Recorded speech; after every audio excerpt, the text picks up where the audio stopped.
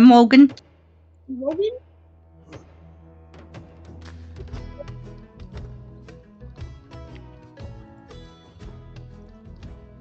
Alright, Z? We all set? Yes. Ayy. Alright, who would like to do a little bit of a recap? We fought some Zents, and they summoned a demon that ate one of them. And- Correction. Those are the Xanathar. Fucking. Yeah. We fought some. the X's. We fought No, some Xanathars. Xanatharians. Xanathar's the only one with an X. The Zents are the Z. Has it been a year Oh. in this campaign yet? I don't know, man. I'm not taking notes. This is my game. I stopped taking notes a while ago, so I'm keeping score of the loyalty points, though. No. Okay. So, those are important. Yeah. I haven't added to them since you mentioned them last. Mm-hmm. So they're still up to date for the most part. You can add one more to the Black Network. Ooh. Because we gifted Baldman to Yagra Yeah, after we were done interrogating him. more like you saved her. But sure, it's because you gifted her. Krensks. Or Baldman. I have a hard Gifted time her saying cringe. his name. Cringe. Cringed. Where the fuck? And There it is. We saved her. One of them's dead. We interrogated him. He said that the Xanathar and the Zents, or was he just talking about the turf war? Anyway, Xanathar was after something. Yes. I don't remember what it was. Some piece of jewelry or some shit. That's about what he knows. And Some little thing. they were tasked with dropping demons all over the city to distract from another group going and finding the thing that they were looking for. The demon coins were given to them by their boss, who's a mind flayer. Fun. And Clink knew the person that was going around stealing from all the antique shops, looking for the piece of jewelry. So we went looking for Carmen.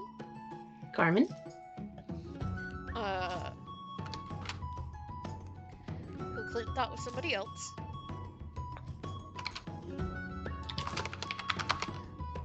Big confusion. Yes. And she started telling us some shit. I was starting to like offer deals, but she was asking for money every time she was giving us a piece of information, and they was like, we're gonna do something different so that maybe I don't have to pay. Card game. Y'all are fucking loaded. Doesn't matter. It's the principle.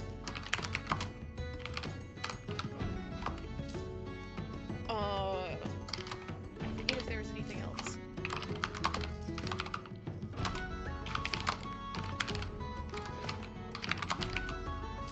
I also forget what was the last question that was asked. I forget too.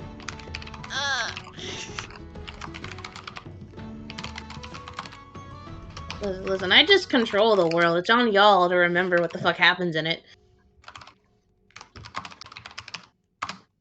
Oh yeah, and then somebody came up and gave us like 10 million gold. Pretty sure that happened. Ha ha ha. I remember that too. Yeah, Ha ha see? ha. Fuck are you talking about? It'd be a shame if the noble families had fallen hard times, huh? We don't use gold here. We use dragons. I'm sorry, 1 million dragons, my bad. So Q just said Dragon Apocalypse. Drowning in dragons, man. All right. So, to set the scene, Ashley, you're making your way over, right? Yes. Okay. With two scarves in hand, one Two one in scarves. hand, the other wrapped around you. Wiss and Rosette, you guys see this conversation happening at this table right over there in perfect eavesdropping distance. What are you guys doing?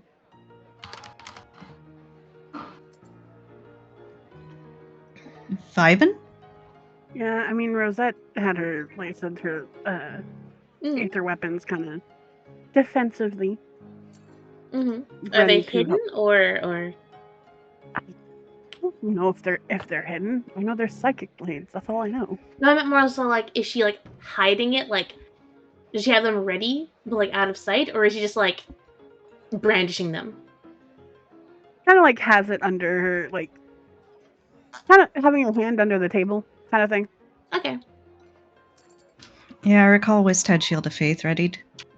Mm-hmm. Okay. So, I'll just say a disclaimer of like, if three of you enter or approach the table or want to type something in chat, I will notice it. If you want to enter into the card game or scene,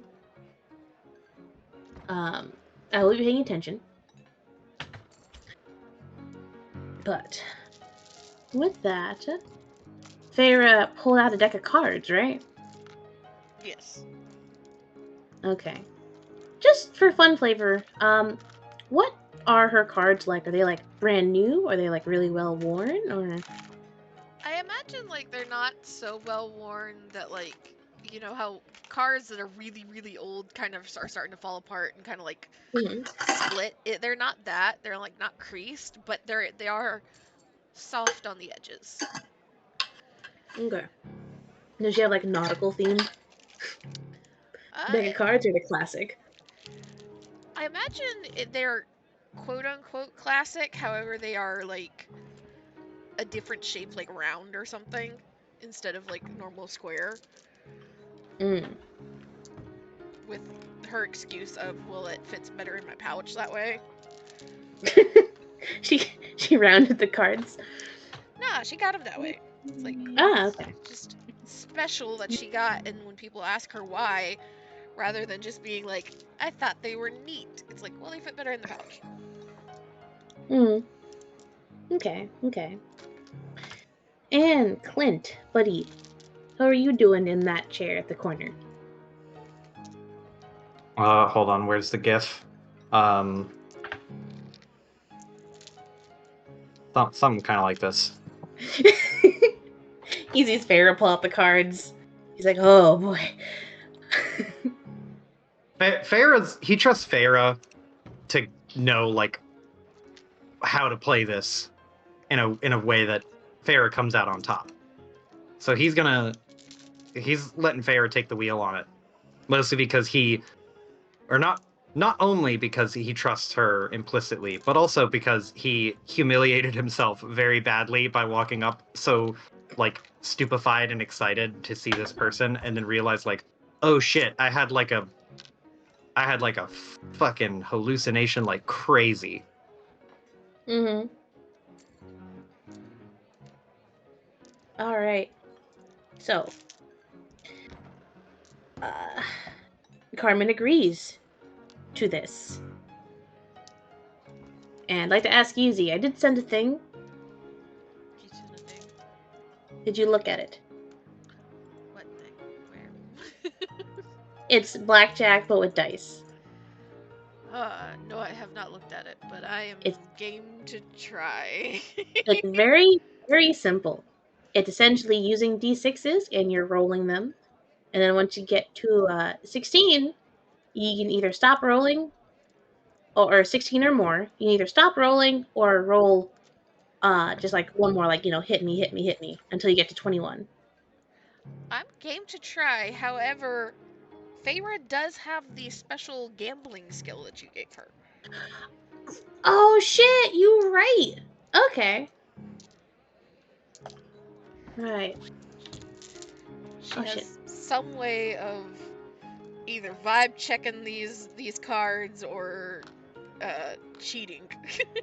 Okay, so I'm going to give you two options. We can either use that skill and that skill alone for rolling these, or we can do the dice blackjack, and then you can try to roll that skill to try and insight what Carmen's got.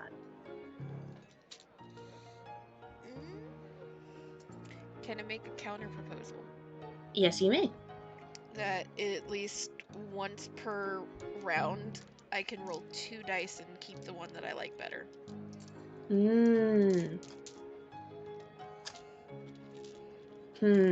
I will allow it.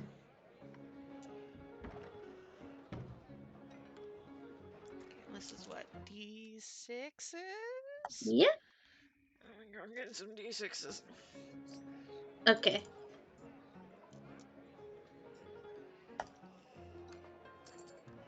Okay, so I'm guessing is Farah dealing? It's her cards. Yes. She Okay. would do it at least this first round. Okay. So Farah, you deal out the cards. You see that Carmen is paying very close attention to your hands.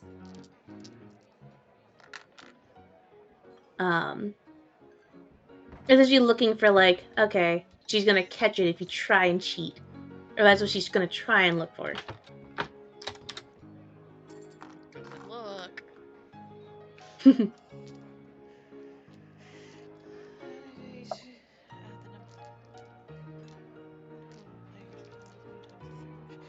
So Feyre will propose essentially that, like, for each hand, if she wins, she gets the information for free.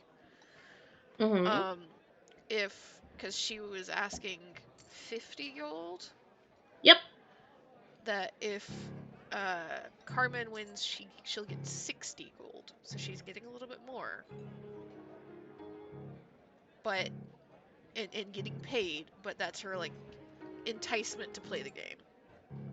Okay. Okay. She probably want to raise it to 70. 65. Yeah, 70. Gave you Fine. fucking money for a reason. Fine.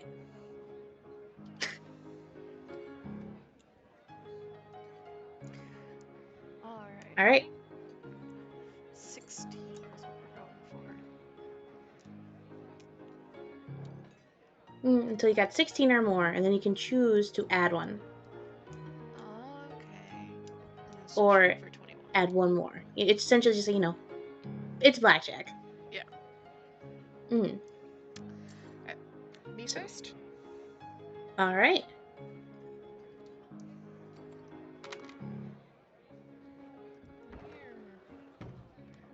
I need a calculator. Yeah, this is why I did it in the Roll20, so I can just count easily.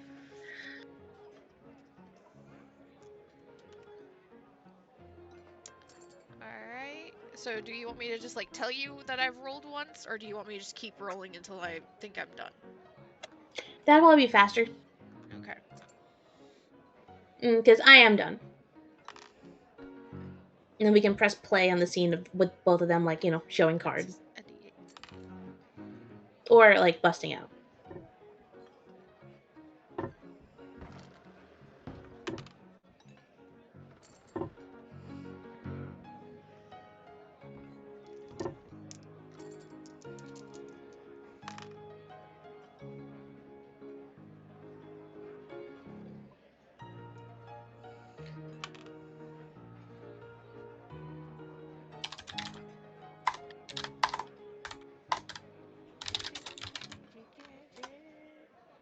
Okay.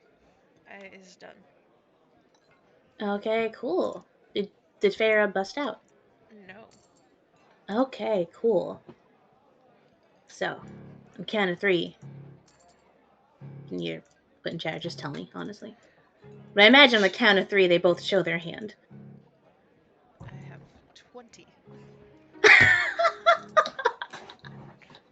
Do you also have 20? Yeah. So I imagine 1, 2, 3, they both show their hands. Carmen's got a 10 and a jack. uh, Feyre has definitely more, but still gets up to that 20s, toeing the line of busting.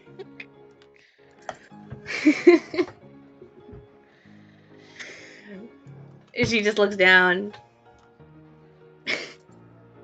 She tilts her head. I don't think it was ever discussed what happens on a tie. Feyre just kind of like looks and blinks and smirks.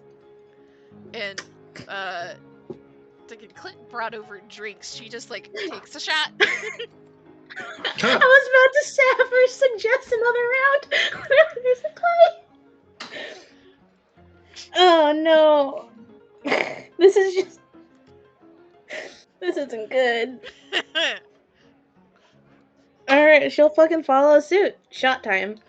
Takes a shot, flips the glass upside down, puts it on the table, kind of grins. And she gestures her turn. Shuffle. To deal.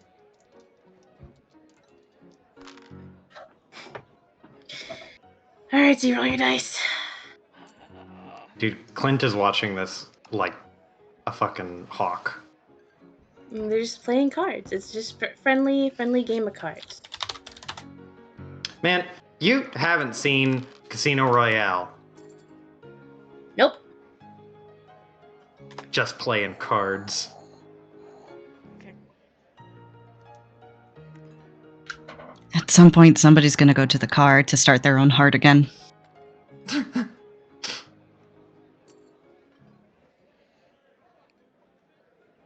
this math correctly. It's just rolling d6s. I Until you get know happy. it's just rolling d6s, but I'm trying to do it in my head one time. 1, 2, 3, 4, 5.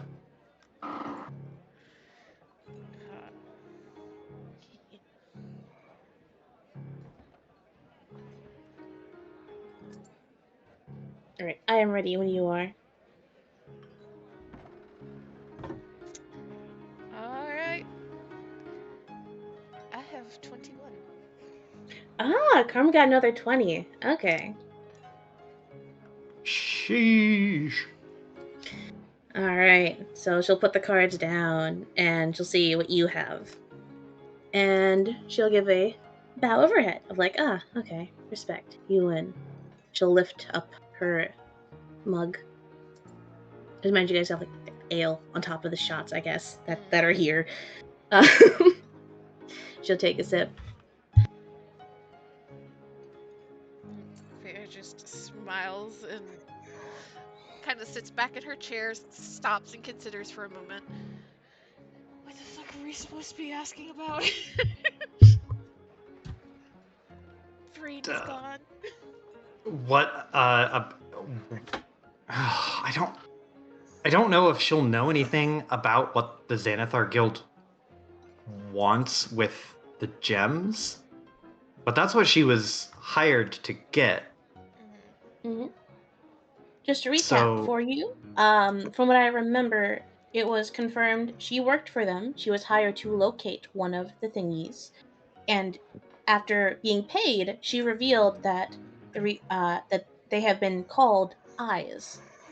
The little thing that she found. Why was she hired to collect an eye as opposed to just them doing it themselves? Mm. Well, we know that she's a well-known thief. Like, true. She has a reputation for being good at her job in, what, completing contracts is what you said? Yep. It's like trustworthy. Mm-hmm. She's got the pedigree.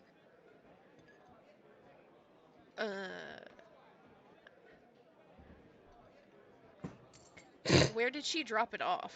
Like, who did she hand it off to? Like, what was that process? And also, who contacted her? Okay. What do you work for? Let me pull up some fucking names real quick. And I pull up. She did make an offer of some sort that we could work with her for something. I think last time. She is. From what I recall, she is in fact like for hire. technically, if you want to hire her. Iris, Clint would just Iris, have to, you know. If Rosette's not entering into the scene, go skim the last session really fast.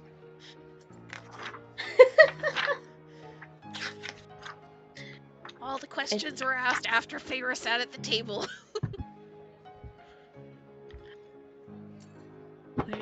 I'll be right back.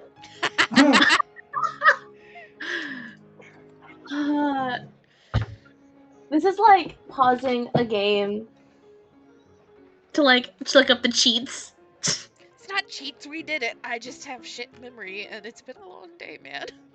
It's a little cheats, but I'm okay It's a with it. little cheats, but you know what? That's fine. But I do. Feyre would ask, like, who did you drop it off with? Like, what was that process?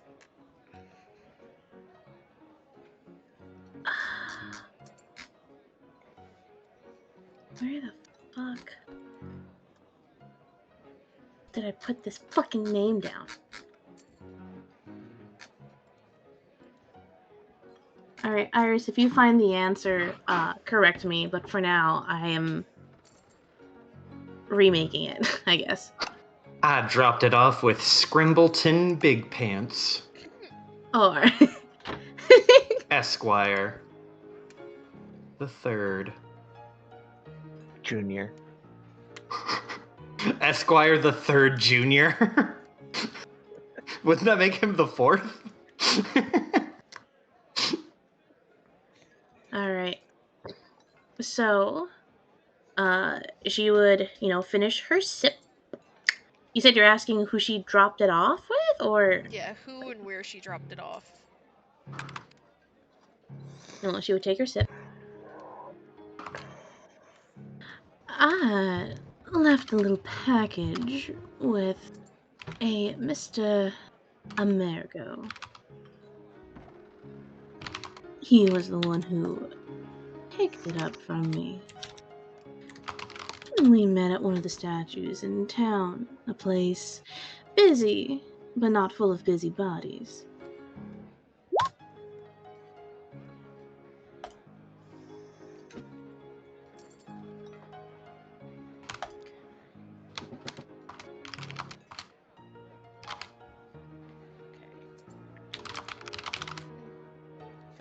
How many eyes are there? Is another good question. I'm gonna write these questions down. Thank you, Joe.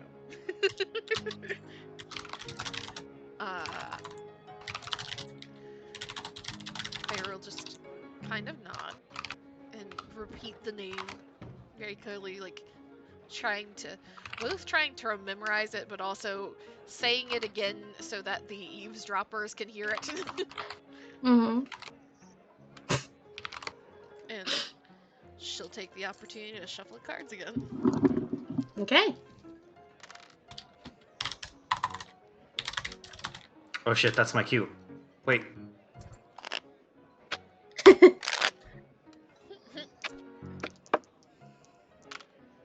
It's very hard to hear all of that sound effect.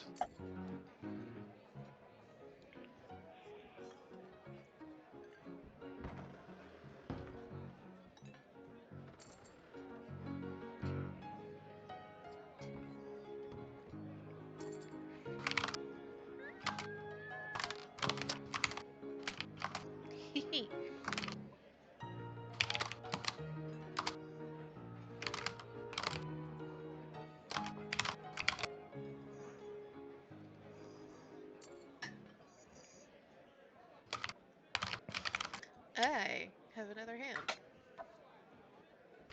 Alright. What'd you get? It's another 21. Okay, cool. You win because Carmen bit off more than she could chew. She took one more card. She got just one higher than what she needed. I straight up only got 21 because I did the roll 2, keep the one you want. Ah. I would have ended up with a 23 otherwise. I think that's what she ended up with.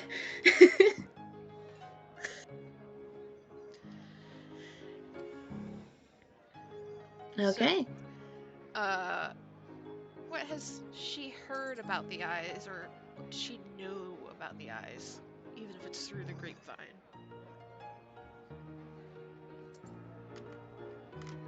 She'll swirl her drink in her cup as she like messes with the cards in her hand, just shuffling them. The funny thing is that you don't really hear about these eyes very much.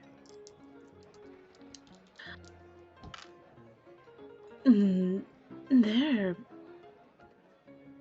pretty well hidden. I haven't even heard about them until I got hired to find one.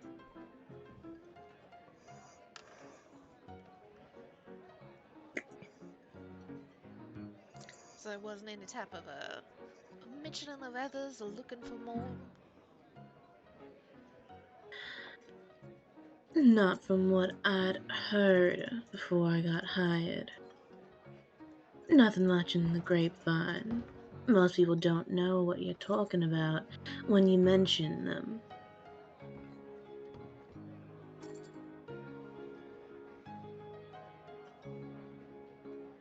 And you didn't have no type of curiosity to be asking about them either? I've had enough poking around with curious things to last a lifetime. And her eyes kind of flicker to Clint before settling back down at the neatly shuffled deck that she places in front of them.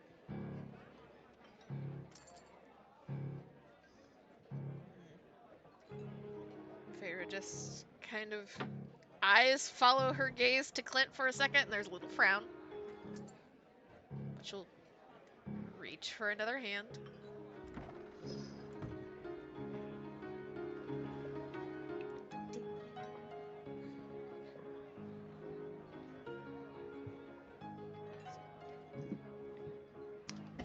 Trying really hard to attempt mental math because I'm like, I know I used to be able to do this shit. See, I'm cheating. Not really. I'm just using the dice chat. It'll add them for me. Shush. You already do more math than I do. Okay. Yes.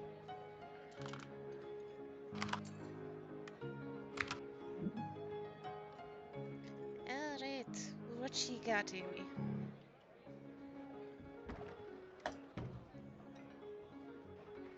She has a 19. Is that what Farah has? Yeah. All right. Let's go. Another round. Another shot. Shots. Another shot. What the fuck?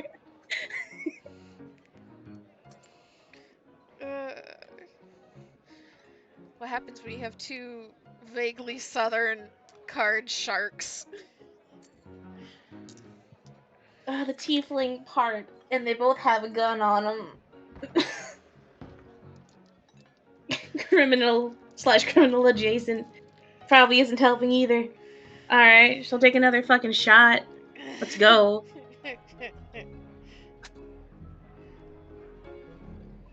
I imagine, I don't know, Bonnie was tasked with getting new trade drinks, I guess.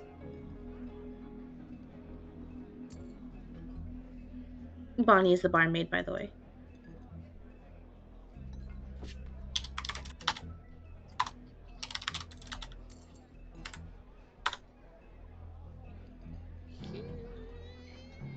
Okay.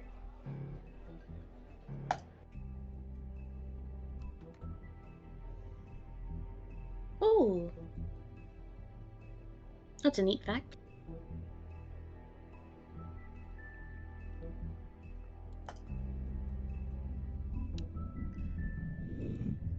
Alright. Alright. She thinks there's some more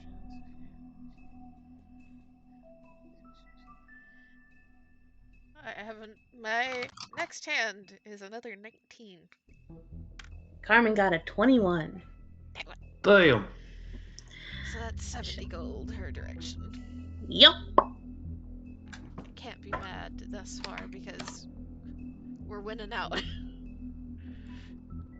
bits of information. That's what I like to fucking see.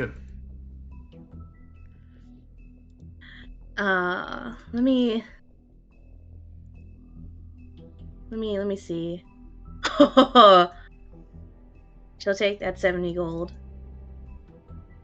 And she'll reach in and she'll pluck a handful. And she's going to pass them over to Clint. Slide them on the table. Clint, would you mind getting me and my new friend here another round? He looks a little surprised and awkward. And this might sound like a random time to do it, but is there a can he roll an insight check? Yeah, sure. Okay. All right. Clint, What are you looking for? is she trying to fucking pull a fast one? Is this like, I don't know, is this a trick? Is it a trap? Roll. His insight Mm-hmm. is a -1. Okay. So we're getting a crisp 8. 8 in total. 8 in total. Clint, it's always been really hard to read Carmen. Yep. And after, 2 years apparently is how long it's been. It feels like it's just gotten even harder. But I will give you for free that she has her guns on her. However, I imagine that Clint's more able to read her body language physically, as in more physically what she's going to do, better than he can read her mindset and her intent. Mm-hmm. So you can see that it doesn't look like she's about to fire. So she's not poising to strike. Yes. Yes, they can. He said any of you can interact with this scene at any point you choose to. Oh shit, I forgot I have dice. I'm sorry. It's okay. It's a high roll. You can keep that. Yeah, I'll keep that. That's a good Mhm. roll. Don't fucking throw that roll out.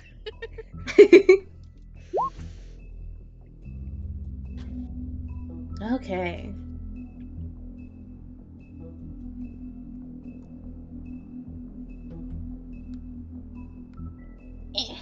Ow, fucking my shoulder.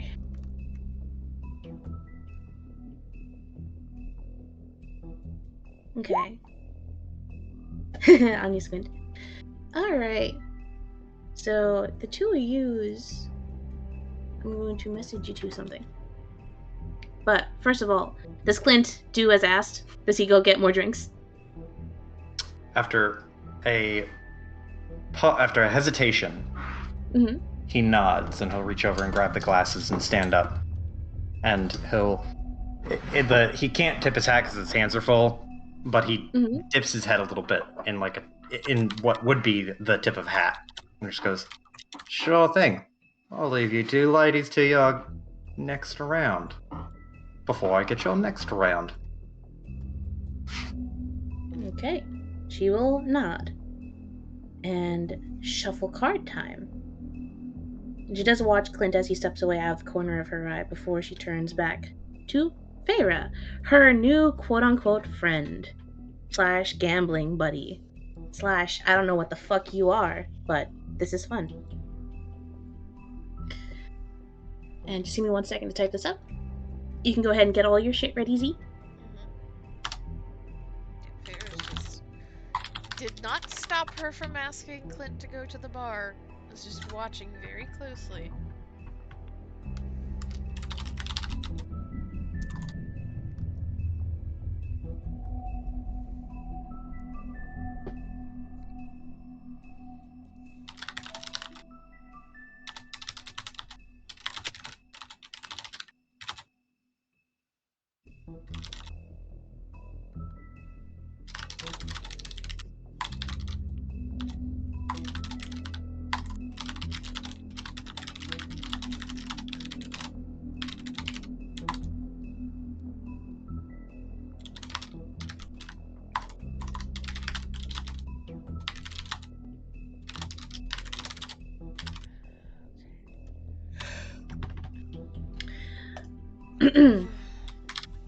All right.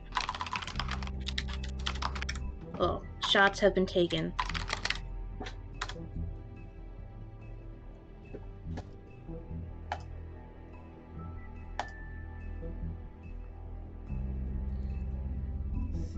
All right, good. Are you done? Yes. We are sitting at another 20. Ooh, let me double check my math real quick. This would be 11, 14, 18, 19. Damn. Damn. Figure just kind of leans back in the seat as she lays her cards out, sees that she's won the hand. Eyes move towards Clint at the bar again. Look back towards Carmen. How exactly do you know him?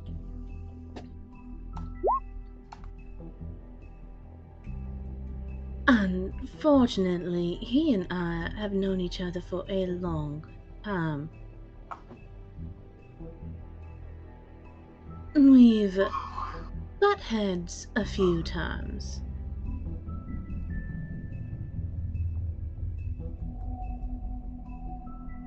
So it's always been a relationship of tension then.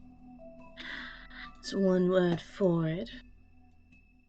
He has a habit of getting in my way and being on the opposite side of what I'm trying to accomplish. It's very inconvenient.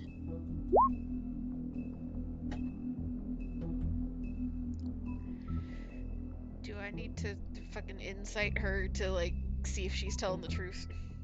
If you want to, sure. Oh.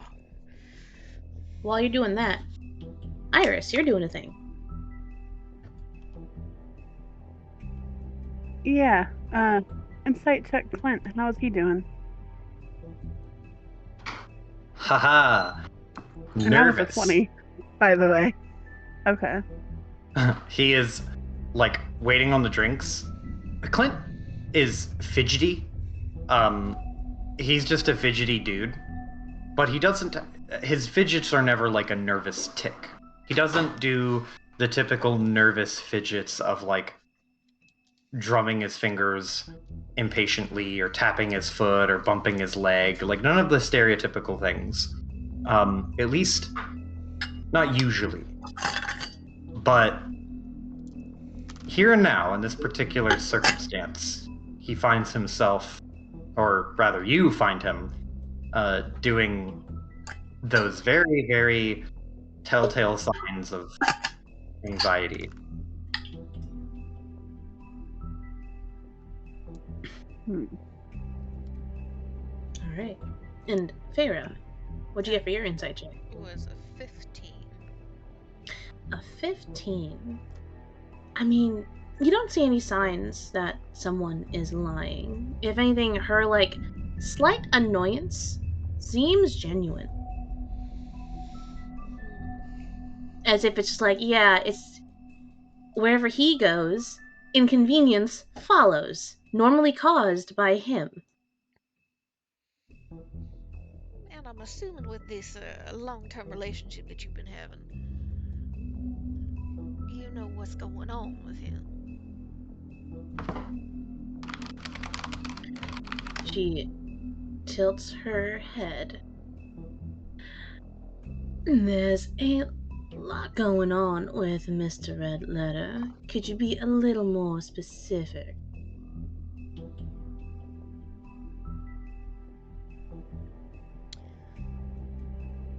Feyre will kind of pause and look over towards the peanut gallery. And Rosette has now focused on Clint, right?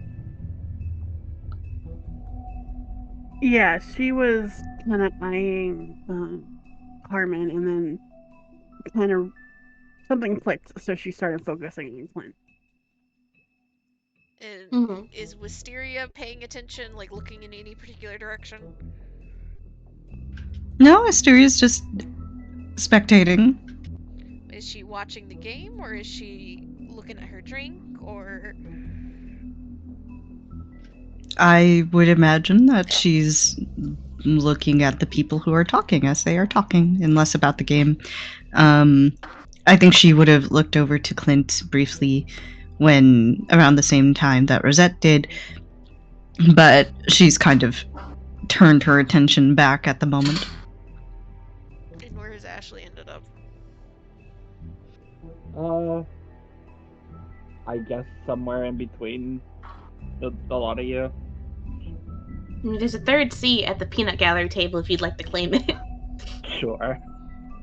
So Feyre will just kind of shift and lean so that her like propping her chin in her hand, but also blocking a little bit so they can't see what her gestures are. And she'll just very calmly, very kind of subtly draw her thumb across her throat.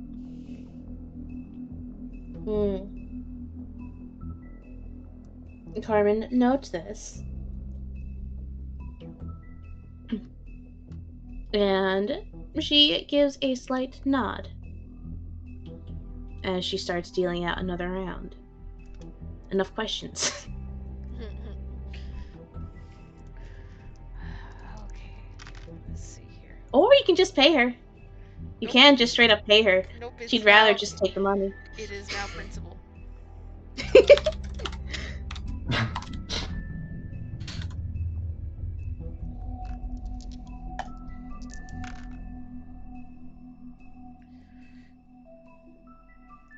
Okay. That is another 20, boss. Yo, same. Good thing Clint just got Damn. back with the shots. Carmen will... I imagine this is revealed as he's coming back with shots. And she's going to reach over and pluck one from over by Clint. Feyre will grab one as well and kind of give Clint a nod. She would, I imagine, know Clint is nervous. But she is still relatively relaxed.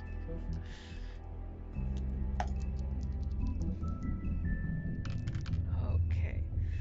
Let's shuffle this and oh goddamn, okay. This is gonna be a big hand. Ugh. Oh shit.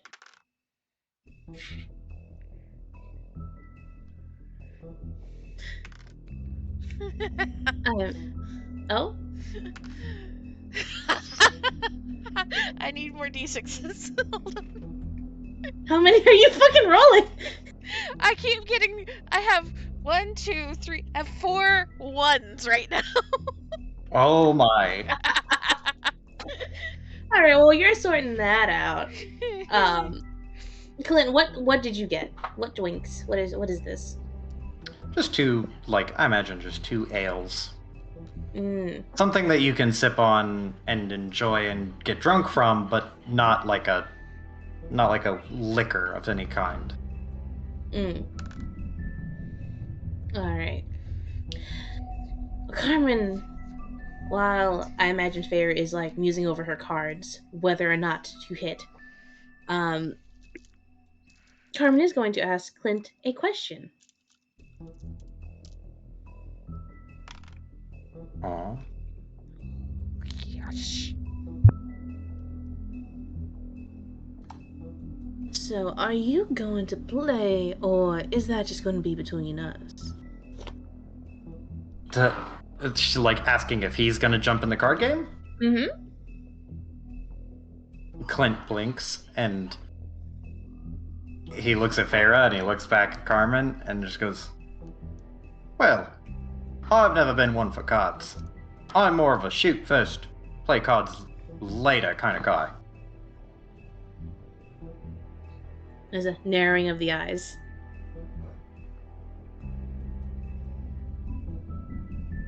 He's a little a little nervous under her scrutiny. he's worried that, because in a way he's giving an excuse, and he's worried that she might call him on it because he doesn't really have a better defense than just, yeah, ha ha ha, that's not me. I'm the gun guy, not the card shark guy. Ha ha ha ha ha ha. Mm-hmm. She doesn't say anything. She lets the narrowing of her eyes and the scrutiny speak for itself.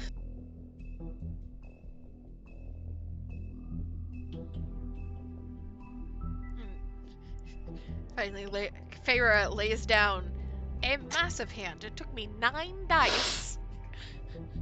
But Jesus Christ, you have every 1 and 2 in the deck. 21. Okay, you get it. Fair. Technically, Hit me. technically, I could, like, have this. It's 4 1s, a 2, a 3, and 3 4s. It's fucking insane.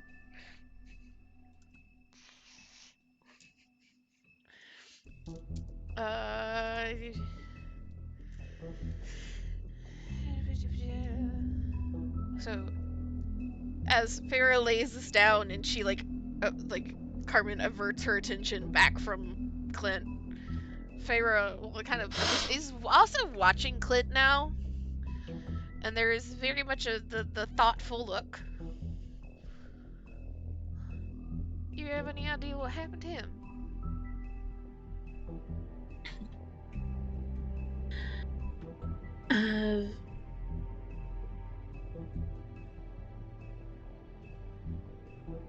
That's one way to put it, considering I was there. Farah just kind of tilts her head, and if Clint doesn't have a strong reaction, just makes the gesture of go on. That's one question. I think we need another round, or you can pay me. Sounds like you're getting awfully uncomfortable there. It sounds like someone's not happy with the result. You keep wanting to lose, I'm more than happy to oblige. Clint is watching this exchange like a person tracking a tennis ball in a tennis match. Fucking shuffle another hand out.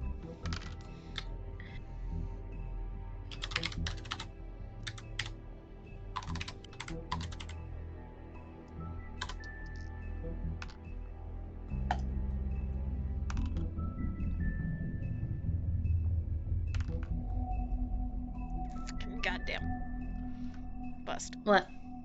Oh, she got a 19. So she will get another 70 gold. Okay.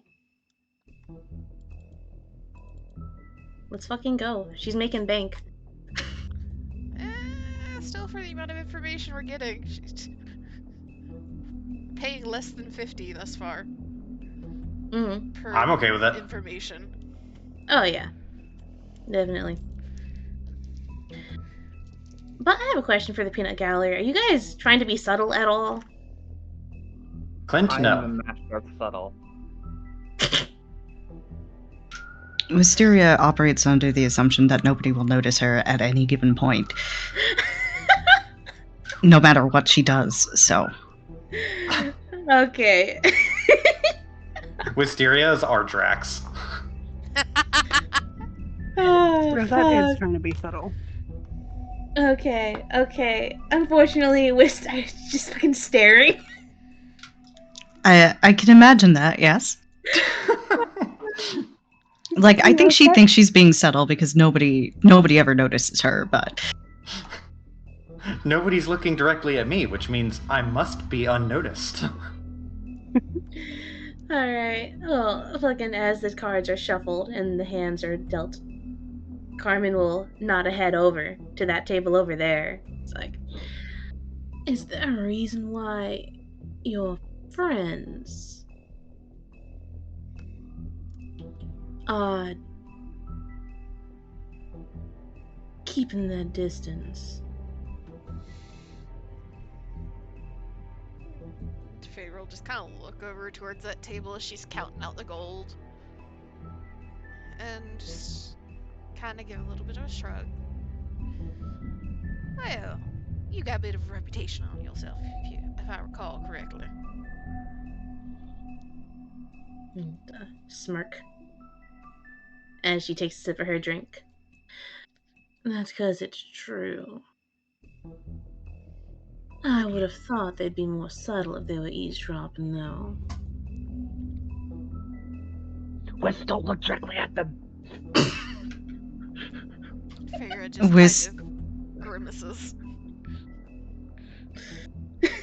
What does Whis do? Wist will turn toward the side and just look around as if she doesn't understand why she's being told not to look directly at them. But then she will look down directly into her drink with an intensity that no one ever musters for looking into their drink. Rosette face palms at both of them. You know, Ashley was like, "Wait, how the hell did we get made?" Looks to Wes.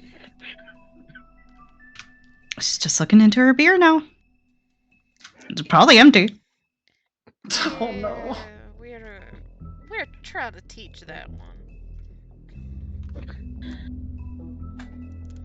Are you having any luck with that, or Just kind of the side to side and gesture with the hand, and it'll shuffle another hand of cards. okay?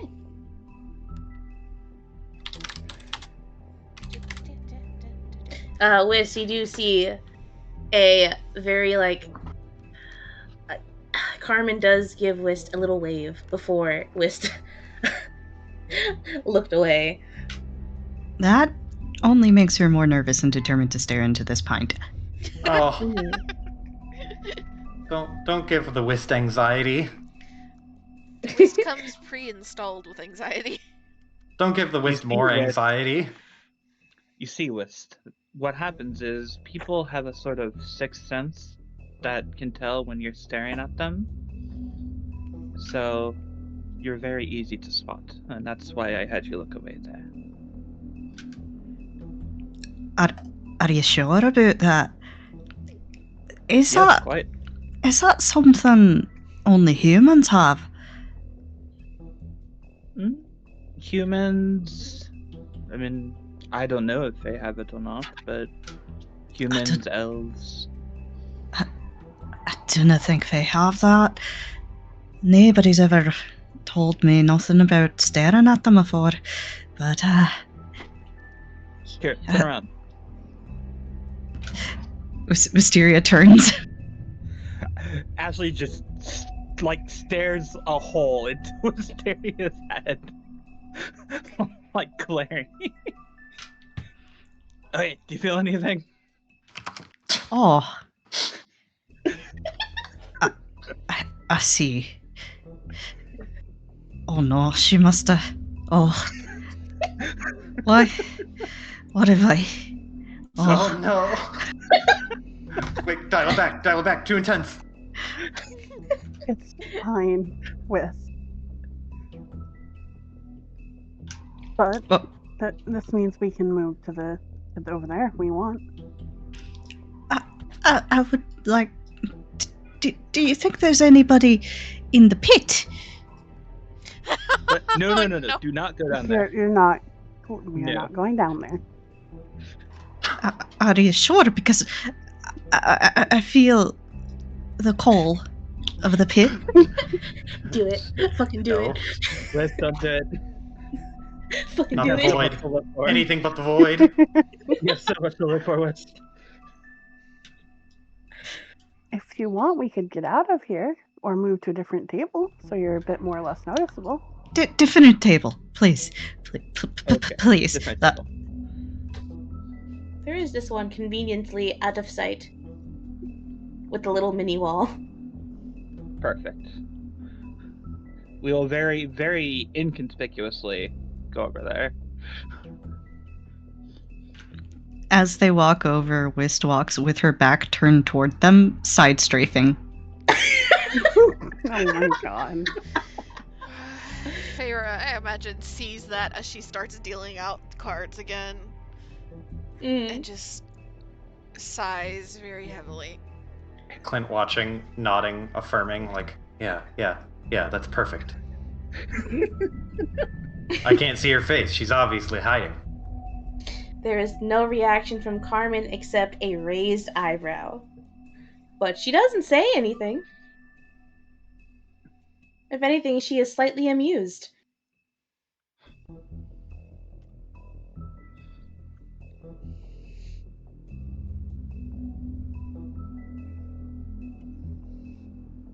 You get your results, Z? Yes.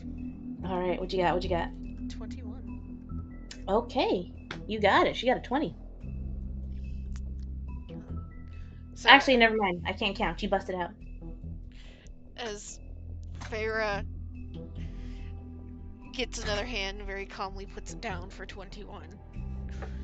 She just looks at Carmen again, leans back in her seat, and then does the go-ahead gesture. She knows what the question is. What was the question again? Bitch! I forgot. What happened with Clint? She's admitted to being there. Mm-hmm. She's going to lean back in her seat. And she's going to turn to Clint.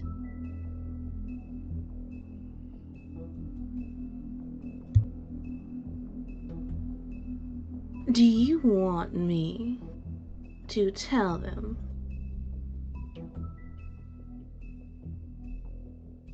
So, correct me if I'm wrong, DM. Mm-hmm. Clint has no fucking clue what happened? Nope. Okay. However, So, everyone would find out the same time he would. And that's where she's like, do you want me to say it right now? What happened? That's why fucking Feyre was hoping the others was gonna stay further away for a bit. is there the mental discord, possibly, to broadcast the information? Potentially. I don't know how the Yes. mental discord works. Rosette just has to set it up. Yeah, I imagine she set it up before we walked into the bar. Mm-hmm. Perfect. Then, like, Clint blinks for a second, and then narrows his eyes and looks at Feyre, and then he looks at Carmen, and just there's a moment where he hesitates, but he steels himself and says, "Yes.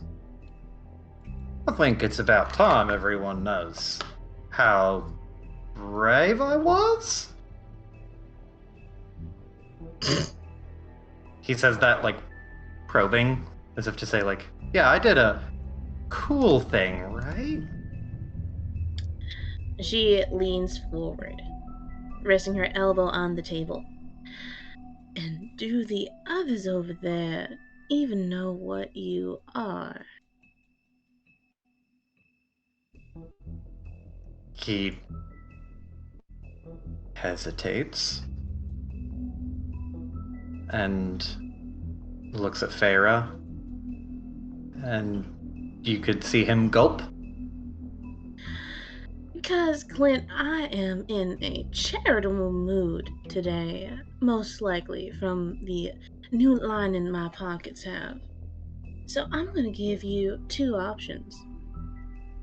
I can either tell everything, well, mostly everything, here, right now, for everyone to hear, or I can tell you, and you alone.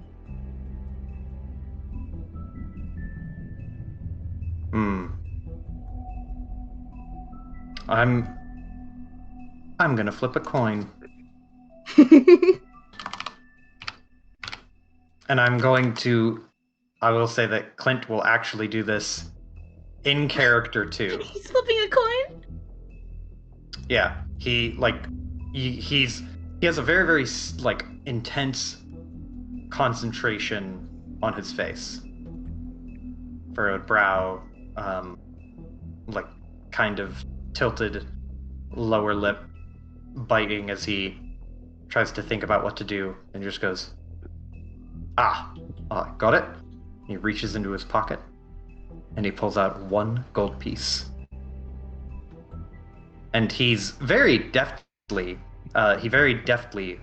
spins it around between his fingers so that it's positioned on his thumb, and he'll flick it.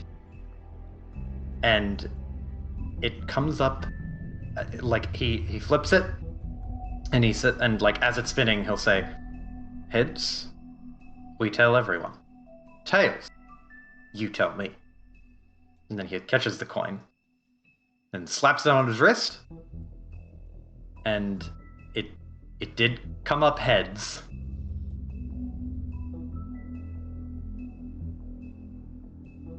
Carmen looks at him.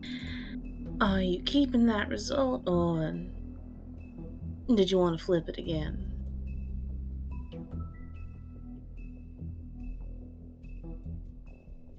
He hesitates, but nods.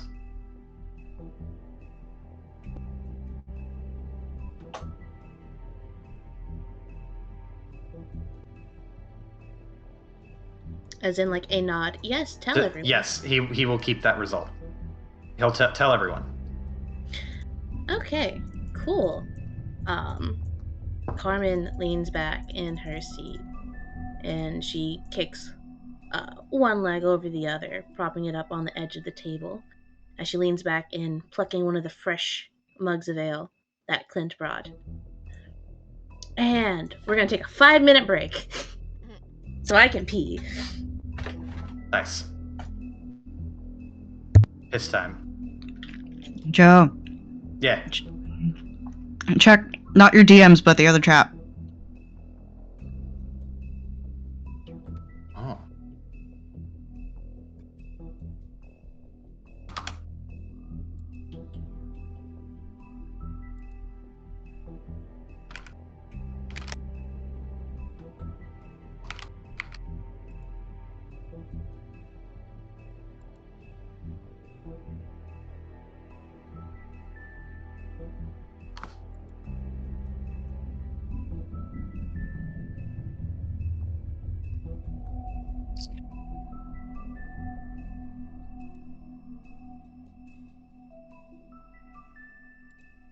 This card scene really does make me want to rewatch Casino Royale. I am literally always okay to rewatch Casino Royale. I'm glad I wasn't the only one that was thinking of Casino Royale. Dude, Mads Mikkelsen. I do not even care about Mads Mikkelsen in that movie. Eva Green is in it. That's true. Eva Green and Daniel Craig. I am offended that you. I love my Mikkelsen. I love my villainous-looking adult son. He's a great actor. He's a great actor. Like a Don't villain. get me It's wrong. not his fault, but I love him. The main draw of Casino Royale for me is not Mads. And it is only sort of Daniel Craig getting whipped in the balls repeatedly. God, I was wondering how long it was gonna take for that to. Oh boy. I love that they actually whipped him in the balls on one of those. Right, like that actually happened, didn't it? On one of the takes. On one of the takes, the chair broke, so he did actually get whipped in the balls. Like, God, dude, there are a lot of jump scares that get me, but that one I saw coming, and it still happened, and I jumped out of my seat just like, oh God, oh, sympathetic ball pain. Yep. It's a rough time. I'm back. Yep. I'd like a disclaimer. I've never seen Casino Royale, so I have no idea what the fuck y'all are talking about. Ball I whip. don't know what we're doing. Don't worry about it. Yikes. If I really want to know, I would bet money that Mr. Amy has seen it, and I just want you to be like, hey, Mr. Amy, have you seen Casino Royale? Because all my friends said, remember the ball whip? And I want to see the sympathetic pain on his face. He showed me Casino. That's not A different the movie. same. Yeah, it's a different No. movie. But I would bet he's group probably seen it. I know what our next group movie is. That's such a fun one. I It's will gonna make me cry wanna like play a bitch. God, the movie's gonna make me want to fucking run a spy thriller action Dude. game. That movie makes me cry every fucking time. It's so good. The part where he calls her a bitch at the end? That's like... I'm usually, like, misogyny usually upsets me in movies, but this wraps right back around to being romantic. Oh my god.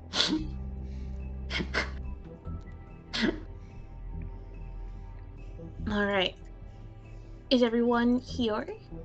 Yeah. Yeah. Cool. Alright, so, pressing play real quick.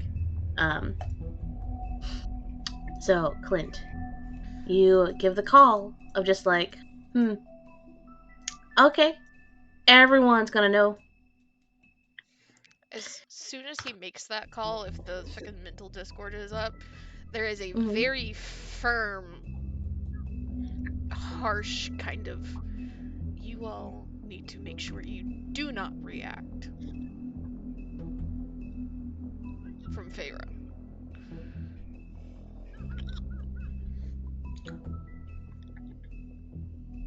A little bit meaner than she normally is in mental discord.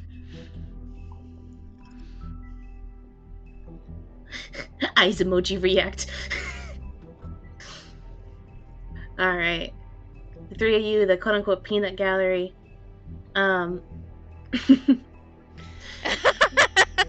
Wait, what's this? It's a Yay! Joe. Yo!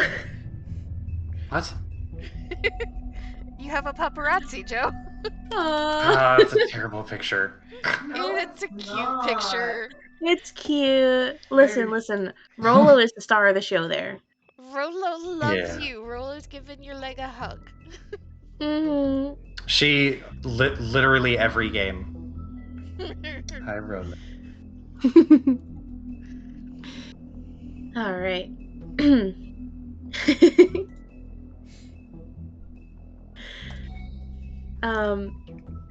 This is why we love Claire.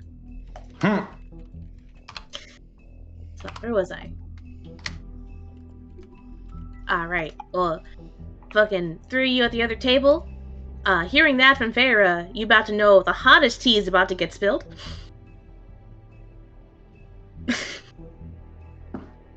Oh wait, the Discord setup. We gotta. Actually, we need to pause for a second. Is Iris back? Because Iris did BRB. Oh, did she? Oh shit. We shall. Iris! Iris and I could have sworn I heard Akira too. I'm here. Okay, so we just wait for the Iris. Which is fine. You telling me you forgot all about me talking about bowel whipping, making me emotional? See, that's why I was like, I'm pretty sure Kira is here, and then I saw that you're muted. And I was like, okay, let me just double check. I'm pretty sure Kira is currently eating. No, I did just have an apple cider donut, but other than that, I'm fine. Nice. Okay. So this is good music choice, Joe. Yeah, it is. It's just tense enough, I think. Listen, I take my title as DJ very seriously. I know my vibes. The question, so I can wrap my head around Carmen's answer, it was, what happened when Clint died? Essentially?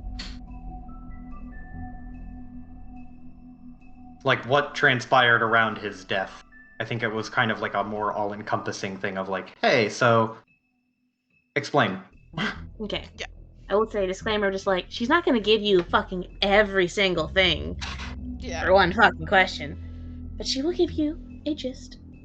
The synopsis is fine. Yeah, the synopsis. Feyre understands the game that's at foot here, that she's not expecting everything. But she is expecting enough to be satisfied.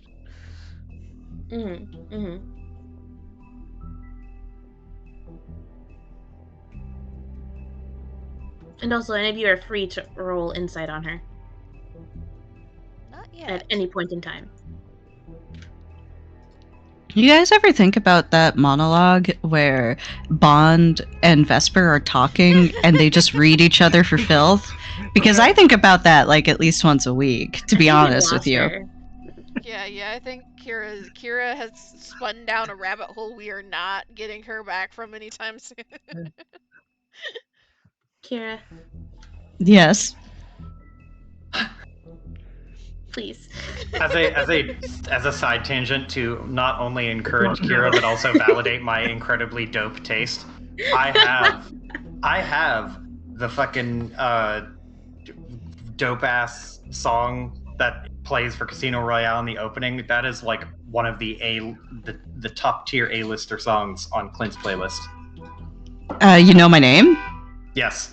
Oh, such a good track. It's such a banger. It's a very, very high-ranking Bond theme. I mean, there's so many good ones, but that one's definitely like Amy, top I don't 5 think at you're least. getting them back. I think you just lost an Iris, additional one. Iris, come back. I mean, it's a goddamn shame that that Another Way to Die just sucks so bad in comparison, because I mean, it's like you see Jack White on the track and you're like, this is gonna bang, and then it doesn't. It's a total fucking limp dick of a track. And don't even get me started on Spectre, okay? Because they could have had Radiohead. Did you know that Radiohead composed like an opening credits track for that? And please tell me it's online. No, it is. It was. They put it on an album. It works, and people have synced it back up to the opening credits from Spectre. It works way better than that dog shit Sam Smith song. But the producers thought that it was too depressing, which is wild because Spectre is such a depressing movie.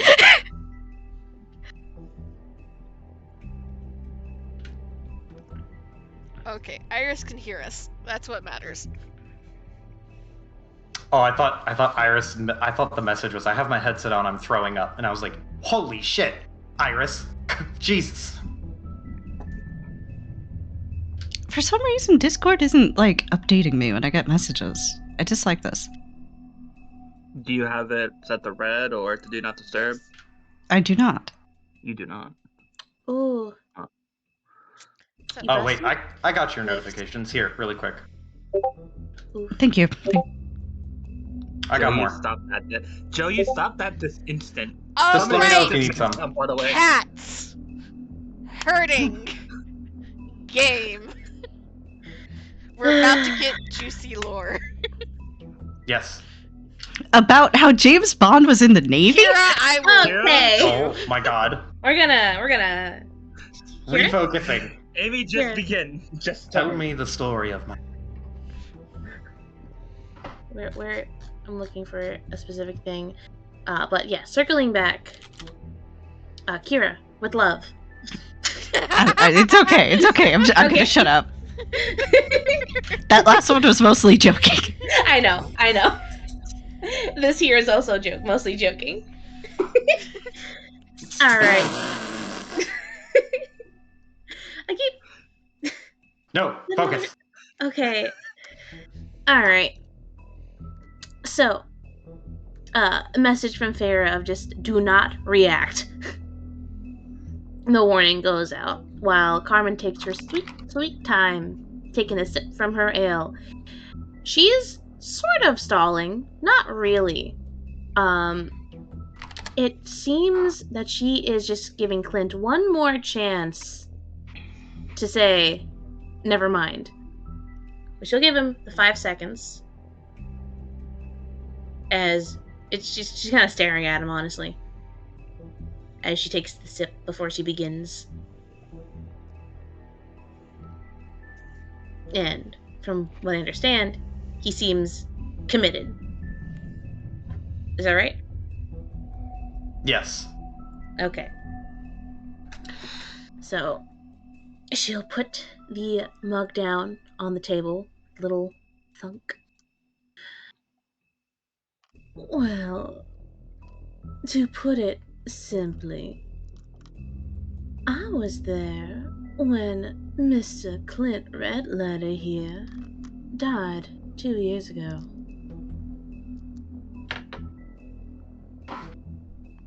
But I wasn't the one who killed him.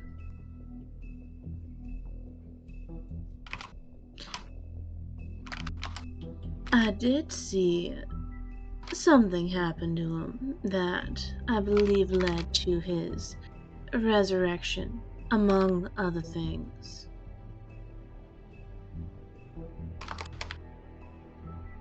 And that is the summary.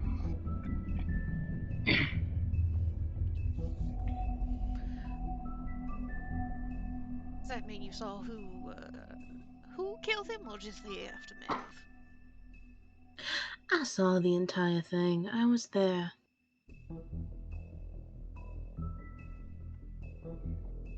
But you didn't do it? I didn't.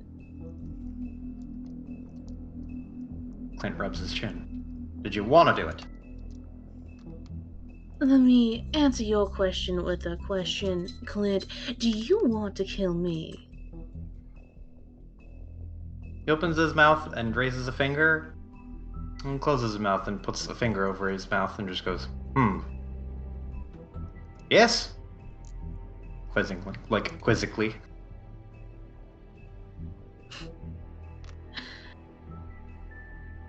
Something like that. She'll take a sip of her drink.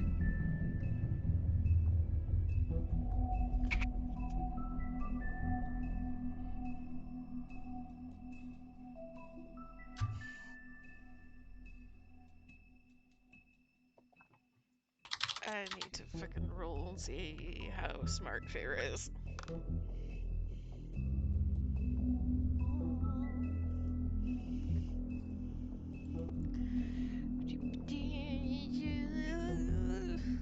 That's above average, so Feyre would know that Clint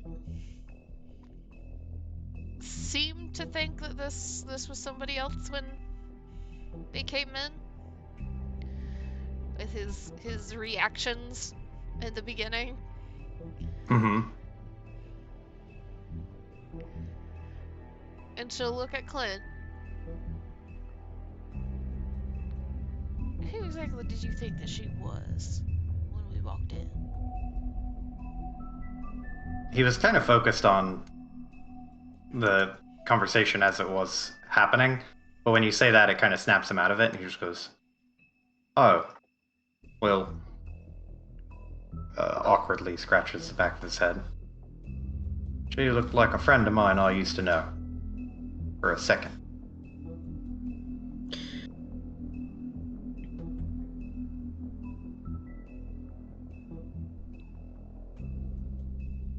But you don't remember the name of that friend.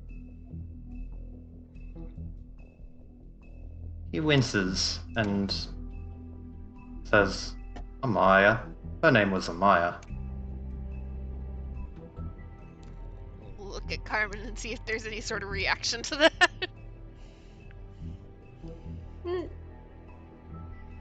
None, like, shock. She's just sipping, watching. She's very curious about both of your reactions. And was this Maya there?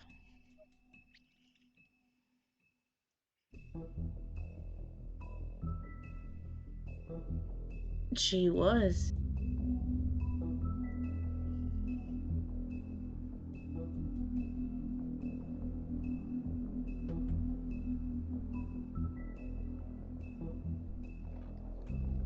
Pharaoh kind of leaned forward just a little bit, not in an aggressive way, but in this like kind of very focused way. Elbows on the table, fingers kind of laced in front of her. Why are you so reluctant to tell us everything here? It's not just the money. Can you repeat that for me? I missed the first half because my headphones suck. Why are you so reluctant to tell us everything?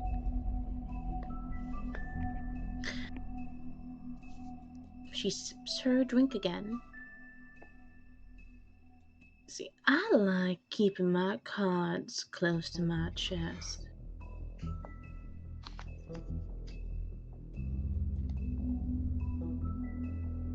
That's why.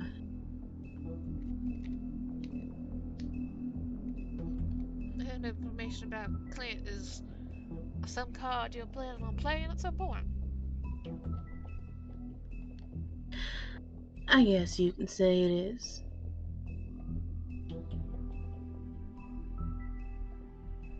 There's a very clear narrowing of the eye.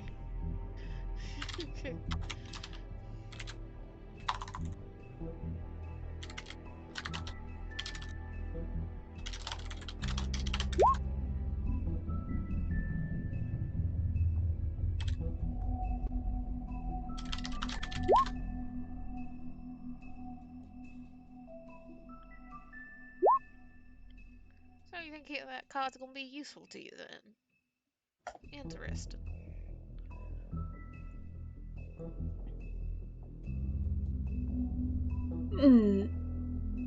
Any card can be useful if you know what you're doing.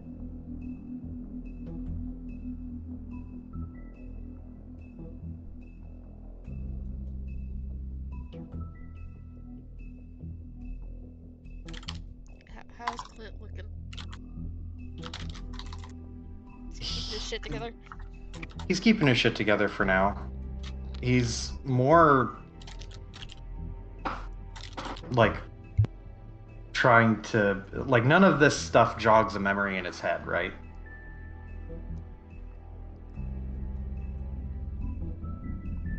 DM. Can you repeat that? Sorry. None of this stuff jogs a memory in his head, right? Just hearing it. Hearing it. Some of it would. I don't know if a clear thing would come in, but you're starting to get some puzzle pieces. You know when you have a when you open up a puzzle and you dump all the pieces down and they're all the right side up but they're all scrambled? It's kind of like that when he thinks back to anywhere around that time before he woke up. It's really scrambled. He's been getting bits and pieces of it figured out, clicking together, a clear image in little spots here and there. But there's still that like weird haziness to it where everything's really blurry. He can't make it all out. But as Carmen identifies people that were quote unquote on the field, there's this like spark of a memory of what Carmen looked like 2 years ago in your mind, and you're not sure if it was that day or just around that time or just the last time you saw her. But that does come up to mind along with your image of Maya. Again, you're not sure if it's that same day or just around that time. But like, puzzle pieces are in the air, but no visions as of yet. Okay.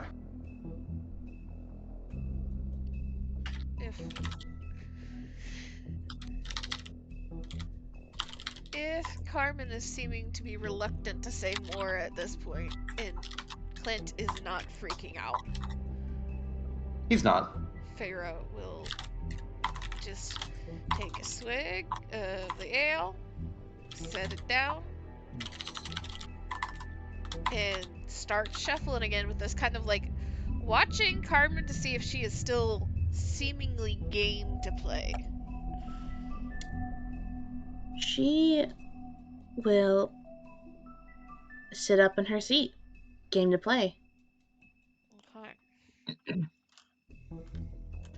Can I do a mischief? I'd like to ask, are you sure? Are you sure about that? Mischief sounds fun. All right. I want to steal some of our gold back. I will remind you, Piper. Uh-huh. You are free to try. However, this is a person, everyone was given the disclaimer that they are very deadly and have no qualms with killing people, including their own teammates. Mm-hmm. So, you're free to try. However, you have been fairly warned that Okay, the I'll train go around. behave. Okay. I want our gold back. You guys are fucking loaded. You're fine. Jesus. Considering we've lost gold twice. Like,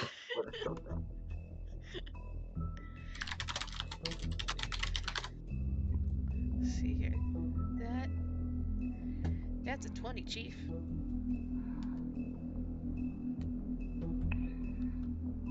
oh fuck, I forgot the roll. I'm sorry, I got distracted. And then you win.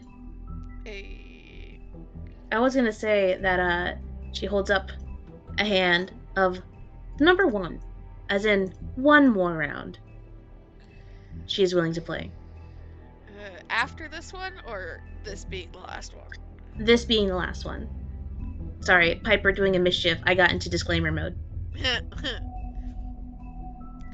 So I will above the table, as far as the specific to the eyes or whatever the fuck they are. I can't think of another question that's useful. I don't know that she would have another answer that would be useful. I mean, I've outlined a handful of questions like earlier about more just about the eyes and. But she Shit. seemed to imply that she didn't really know anything about them. Yeah, so outside of those questions, and anything else, like with her not knowing anything within those questions, I assume she probably doesn't know a lot about the Xanathar Guild at large, because I mean, like, why would they tell her anything, right? Yeah. So Farah will win the hand and kind of sit back, and she's considering for a moment, and then she looks towards Clint and waits for him to look at her, and then she just kind of gestures for him.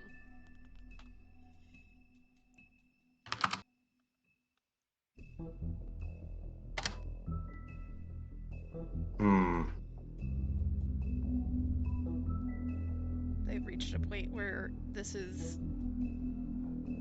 she has opened the door for him so he can ask the question that he feels he needs to.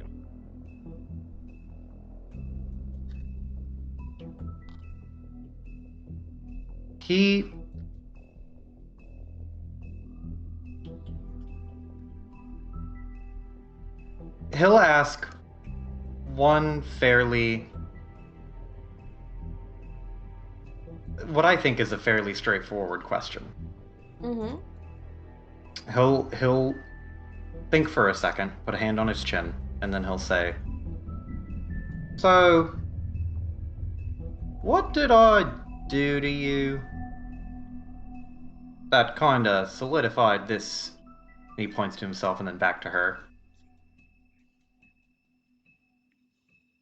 "Relationship, I would think to call it."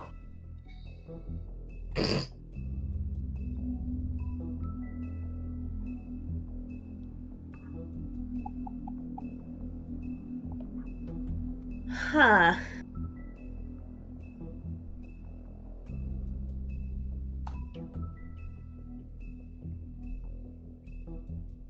Joe, one quick above table. What Carmen said earlier, that was like the basis of it, right? I would assume so, unless there was more beyond that. That you had planned for. No, there's something that ties to that. I just want to double check. See if there's any specific incident. So, what did I do to you? And Carmen will stand up and she'll like grab her coat and she'll sling it on. She'll like fix the collar a bit, you know, pulling her hair out from under her jacket. It's like, Clint, you know how to get in my way like I have never seen anybody else.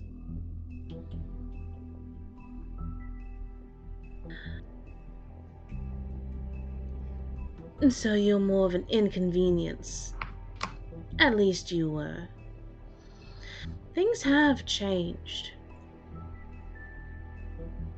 They've changed a lot. And that's changed too. So to answer your question, Clint, you were annoying. You were a goody two-shoes who got in my way one too many times.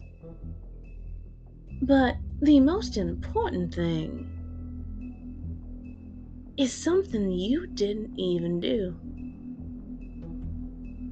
It's something someone else did. Because of you. I think I'll be taking my leave now. He blinks and then looks at Feyre and shrugs, like he gets it, but he doesn't quite know. Pharaoh, seeing him kind of a little bit confused and her starting like, I'll take my leave, I imagine she starts reaching for the gold, and Pharaoh will not cover the gold, but will move her hand in the very clear motion of she will block her if she like continues reaching. If you tell us who it is that did something that messed you up.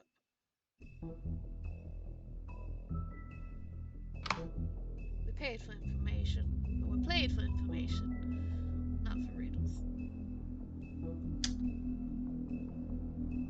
That's a good line. That's a good line.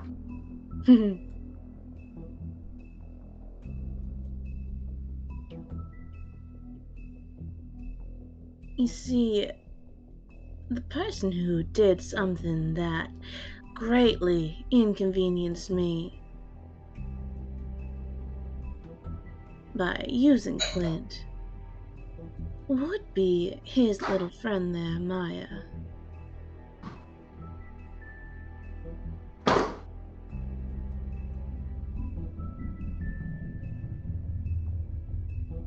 don't suppose you know if she's still up and kicking.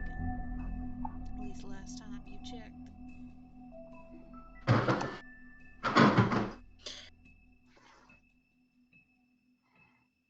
I do know. Now, she turns to Clint again. Do you want the answer to that too? Yes. No She's hesitation. Well, that's me, not Clint. But he says yes, and she's dead, and he just goes, are you sure? Because he thought I was dead, and I'm doing great. You're still dead.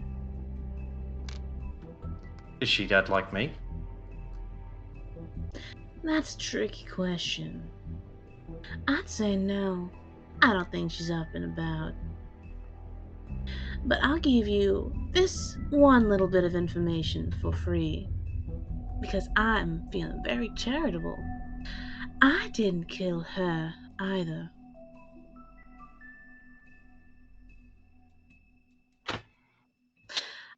I'll be taking that gold now. Feyre moves her hand back, leans back in her chair again. No argument. Okay. She will pick up the little pouch of gold, toss it up in a hand, tuck it into her jacket pocket, and she will start walking. And as she passes by, she will give a quote-unquote friendly clap on Clint's shoulder. It was great seeing you, Clint. I hope I don't run into you again.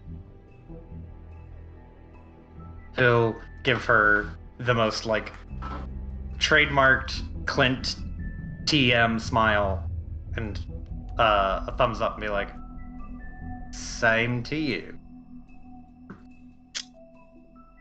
And she gone. She gonna leave. Once she is far enough away, close enough to the door that she is not going to be stopped,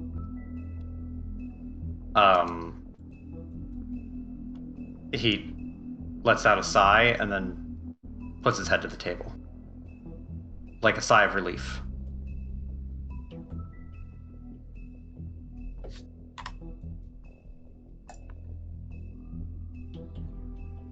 Farrah just kind of is watching him, still leaned back in her chair. You got your head all right.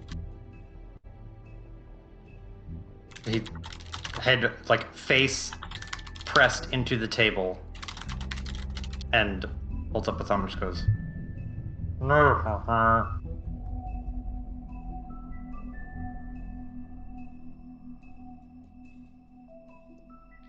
Oh wait, actually I got Farrah just gives a little nod, takes another sip of her ale, kind of stretches to peek over the top of the wall behind her, which I imagine she can only spot like the top of Rosette's head. Like the very tips of Ashley's ears.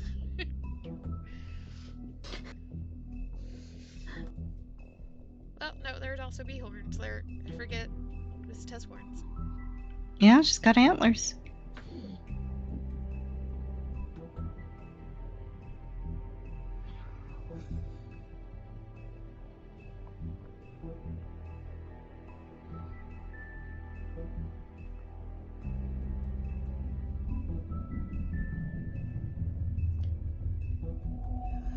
Well, this could be a whole thing. it would seem like it.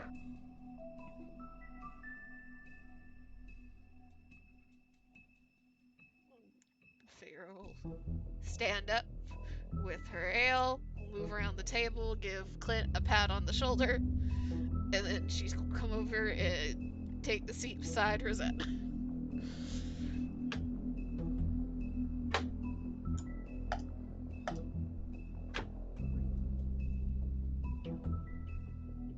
Well, it sounds like you had a wonderful conversation.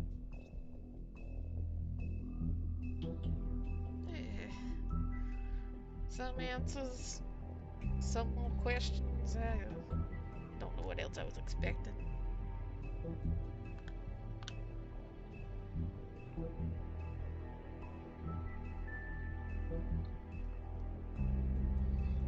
What's your move now?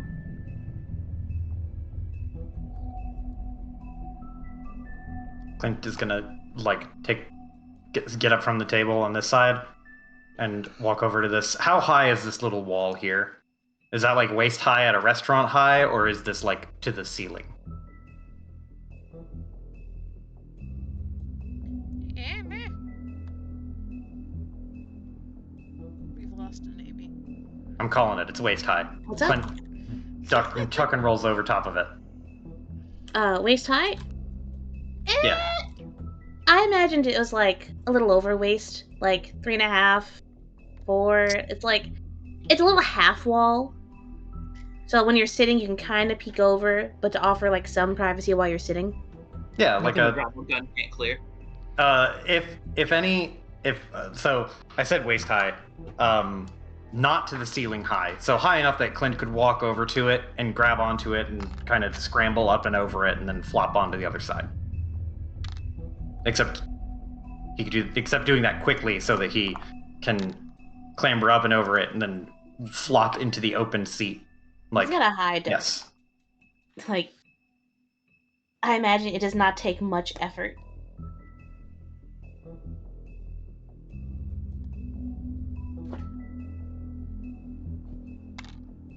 The real question is, do you bring your drink? No. Okay. Farrah just kind of is relaxed in the chair, but the hamster wheel is spinning real fast, but she's not getting anywhere particularly fast. Well, no, Zentarum? Is that who hired him? Hired Carmen? Yes. Carmen was hired by Xanathar Gel, the Xanathar Gel. Yeah. Zentarum is the like basically just maniac. They watched Joker 2019 and it spoke to them, and so they just want to wreck shit gang. Sort of, yeah. You guys have mostly interacted with the Xanathar gang. You guys have not interacted with the Zents in a while. Yeah, the Zents were the snake dudes. Snake wing guy. Okay, but so Feyre just kind of tapping her finger on the mug. Well, we now know that the Xanathar's got the eye. It's not gonna be going around stealing anything else, at least presumably not. I mean, that whole thing we tried to do with Wist's friend is a little bit unneeded at this point. Oh, but she does love pageantry. She'll be so disappointed. Feyre just kind of smirks. And we do know that ain't nobody really know what those things are, even though they're called eyes. Even Carmen didn't really know what it was.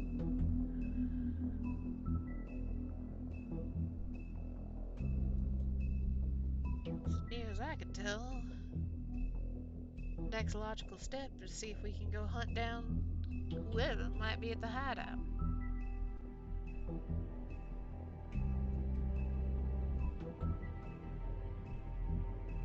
Nods. Clint nods and says, makes sense to me. The real question is, how do we find their hideout? Correct me if I am wrong, DM, but Baldy essentially said it was going to be the same place that Feyre has already been to. Yeah. I know well enough how to get there, I just don't know if there's anything particularly new. Baldy did tell us what the,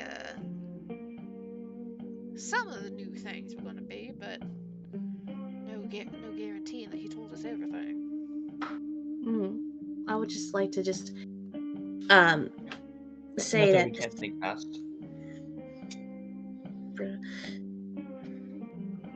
essentially, the sewer hideouts are similar to what you have been through before. However, the hideout can be accessed via them if you have the key. Yeah. Okay. Sorry. My audio cut out, so I wasn't sure if that was what was shared or if there was something else. Well, it's just like Clint was asking, do we know where we need to go? Okay. Feyre's like, well, I know where at least this hideout is. And then you have to go through some, like, mirror or some shit to get to, like, the Mind Flayer. Right? Something like that. It was described as a portal. I hear portal, and if it's not like a magical, like, vortex portal, I just think it's a mirror until proven otherwise. I'm thinking of it more as a magical vortex. That you need the thing the Mind Flayer has to open. But the implication is that the Mind Flayer either is in that sewer place or will be. Right? Implication of where that portal will be in the sewers? Yes. Is the Mind Flayer where we left him? Oh, no, that he's going to be there essentially from what you have gathered, like next week-ish, to meet back to get progress reports. I think that's what he mentioned during the interrogation. So, implied that he's not there right now, but in the future he will be.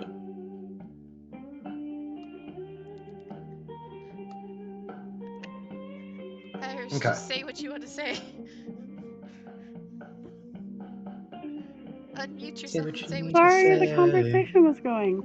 I was gonna say Rosetta will offer to grab drinks for everyone since we're all are on the table. Wasn't important.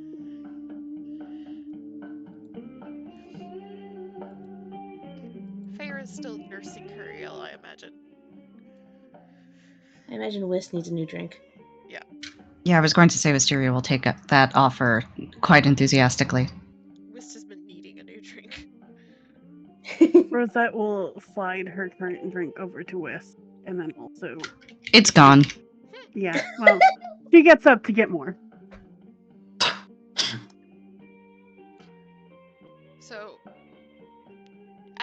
legitimately, I don't know if there's anything other than going to that sewer place that we can do. The only question is, do we go beforehand and see what's going on and risk him not coming, or do we want to go when we think the Mind Flayer is going to be there? Well, if we need the key, and the Mind Flayer has the key, let's go get ourselves the key.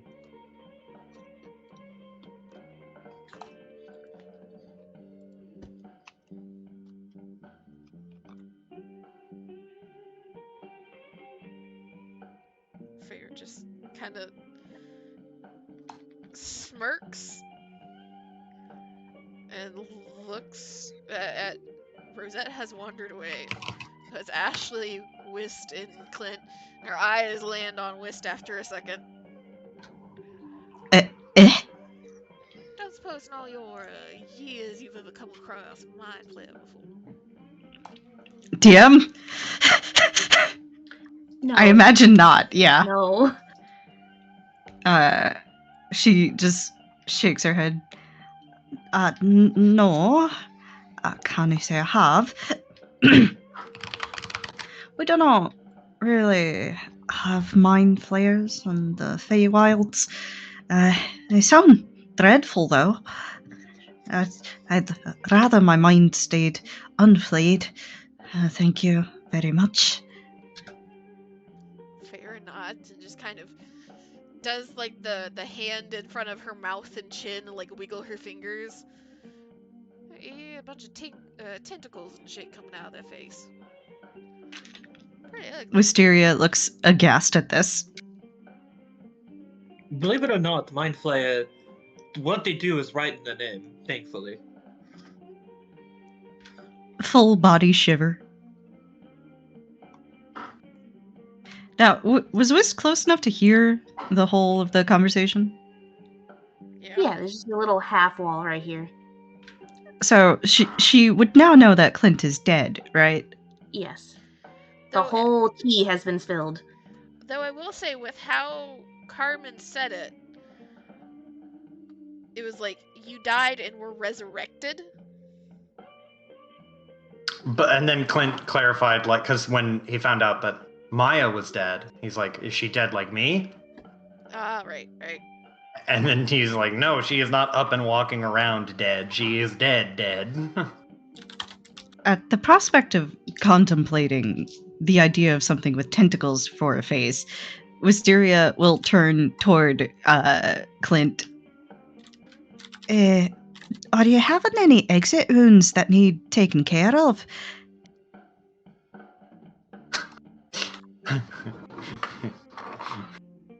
DM. I know that the necklace is bound and compels Clint to not want to remove it. At least to an extent.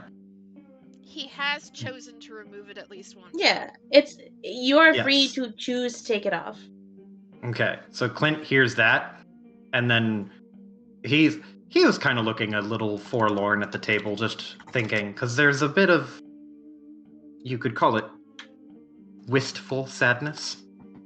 And he was not really paying attention, kind of slumped, chin on his hand.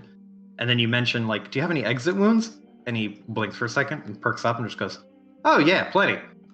Yeah. And he'll grab his necklace and take it off. And Feyre immediately kind of stands up and tries her best not to over spread arms and legs, but body block as much of the tavern as she can. And as a reminder to how Clint looks, he looks like a corpse. He is missing a left eye, like no eye in the socket. His nose is partially like missing or gone, kind of like skeletal nose style. He's got a torn lip. There's plenty of exit wounds. Wisteria? Wisteria is actually not fazed by this in the slightest. She seems far more comfortable with this than she does with any flaying of any minds. And she just tilts her head, hums, then takes out like a small travel medical kit, puts it on the tavern table in front of her, and then just quietly starts getting to work. You know, I don't think that's going to help.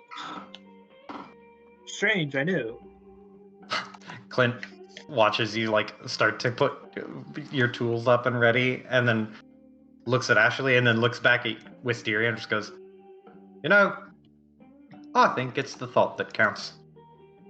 And like, Wisteria, so you can see there's like I don't know, it's not stigmata, but the hole in the left floating ribs, like that kind of wound. That actually is a stigmata, but okay. Oh, I thought stigmata was only on the hands. No, it's actually the 5 wounds of Christ. Hey, cool. So there's a stigmata. research, I guess. Stigmata number 3. Shut up, Amy. So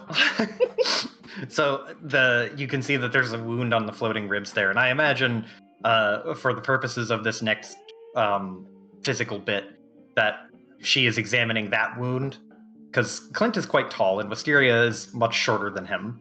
Well, quite tall. Sorry. He's taller than Wisteria, and while she is examining that wound, and he like is just kind of standing there, being body blocked by Feyre, he's like, "Oh, I should crouch too, huh?" And he'll look down at Wisteria, and then he will just hug Wisteria. Aww. And it's like the weird, like, when you crawl up on the floor to your pet, a cat or a dog or your choice of cute animal, and hug them and trap them inside of the cave of your affection because you are bigger than them and they can't escape. Wisteria, who had been very studiously falling into the rhythm of her work and just, was going about this extremely seriously, just pauses. And then she will start to hug back, but she's got like the scalpel in her other hand, so she's like being careful not to turn it and jab Clint with it as she's hugging him. Feyre. Clint will look up to... Oh, sorry, go ahead. Just imagine, like, Feyre is continuing to stand there, has drained the rest of her ale at this point, because this was not what she was expecting to deal with at this moment in time.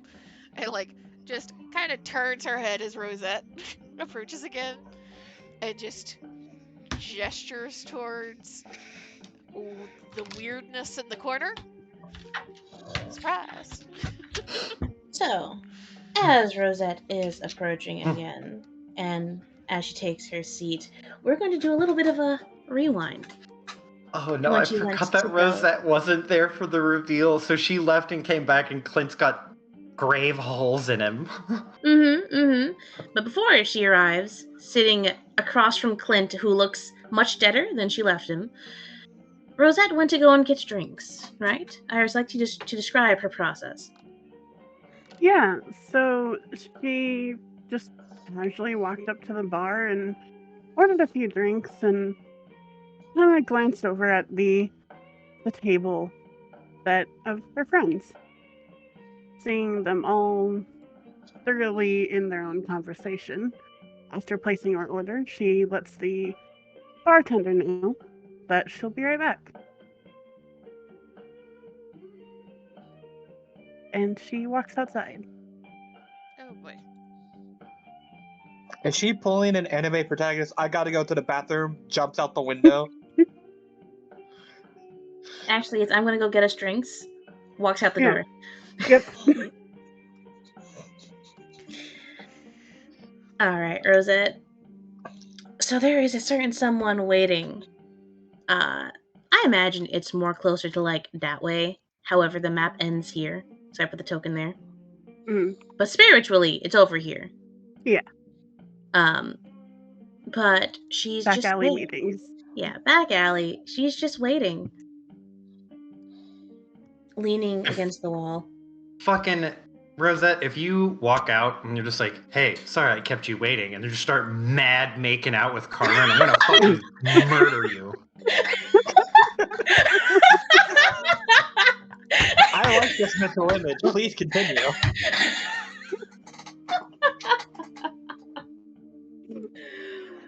Oh fuck! Sorry I kept you waiting, babe. Congratulations, Joe. You broke the DM. Oh my god! I'm sorry.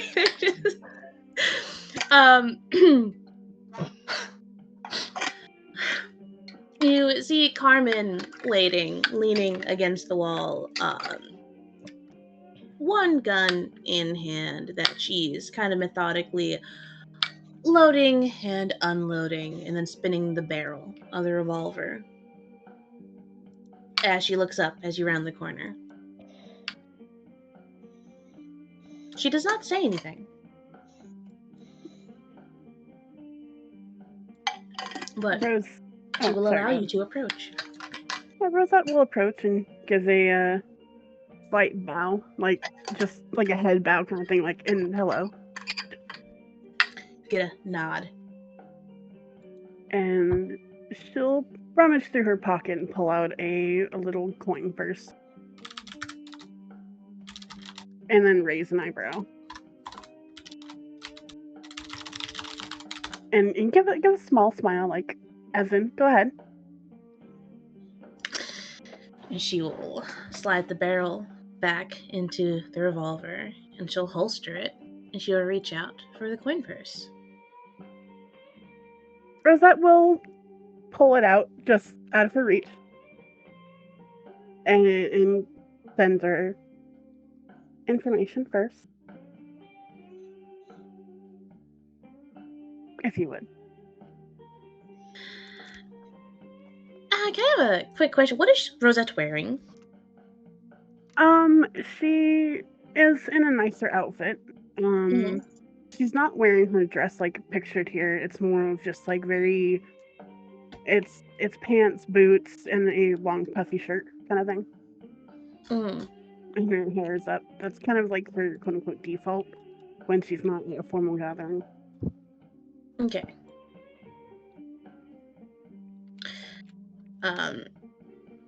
But she will look Rosette up and down, just taking in her appearance. It's like, are you sure you're the type to be making back alley deals with someone like me?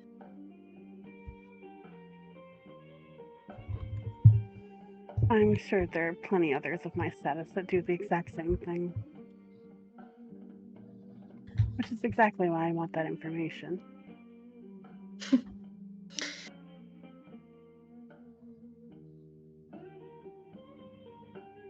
I want to add a second condition.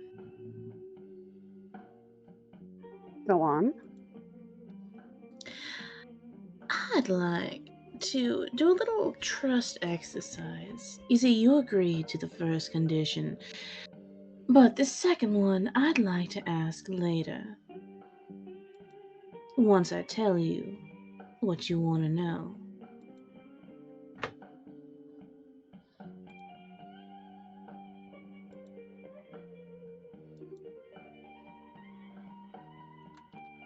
Okay.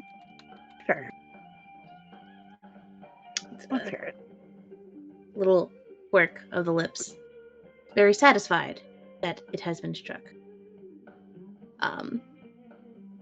So did Rosette like walk like right up to her, or was that like still like 10 feet of distance in between them? Not 10 feet, but like just there's a bit of distance. They're not right next to each other. But, Okay. Yeah. They could reach out to do the transaction. Yeah. Okay.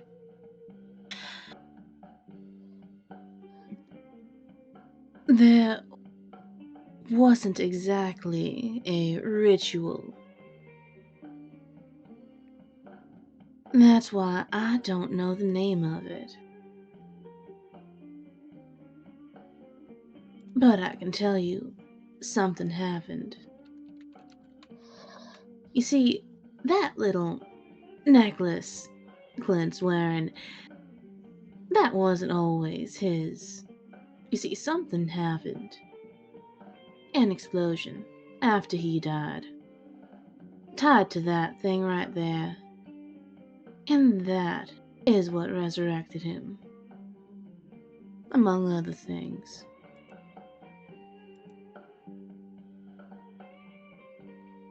The explosion? You see, when his death, I don't think the person who killed him wanted to kill him. So I think it was an accident. And in that accident, or what happened right after, an explosion happened. Of magic and death and undeath. All tied to that little necklace of his.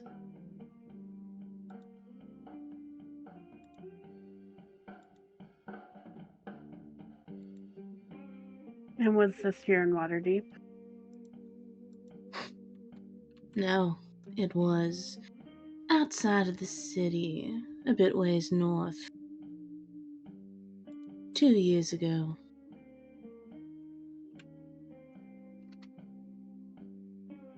Do you know if there are any records of this event that could be found? I don't think there are. This explosion wasn't big enough to go on any city records.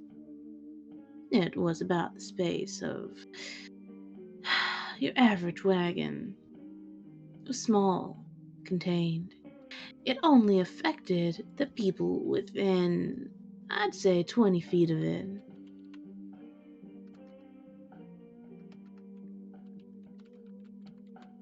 If you had nothing to do with death, why were you there?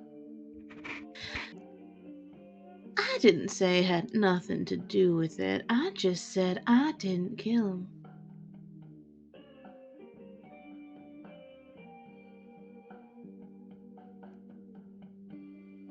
I was busy minding my own business when Clint and his little friend came along. And got into a little bit of a fight with someone else I was trying to work with.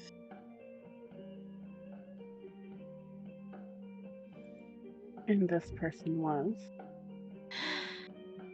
You see, that is a very, very interesting question there.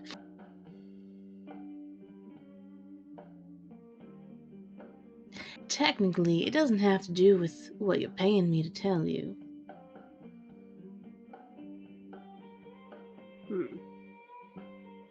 You did say you described what happened in greater detail.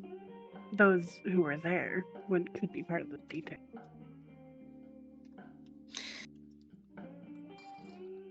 And you did add an extra condition.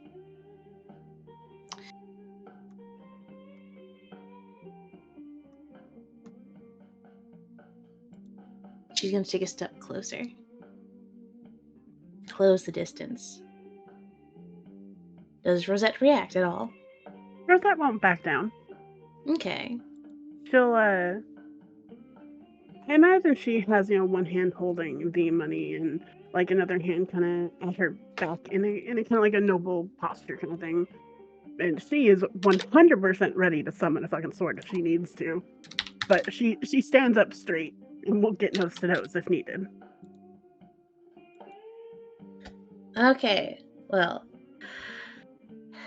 I don't think she gets nose to nose, but she does get really close to Rosette. It's like,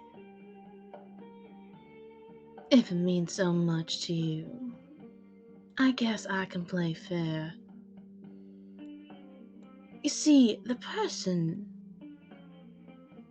that I was trying to work with, that Clint got into a little altercation with, went by the name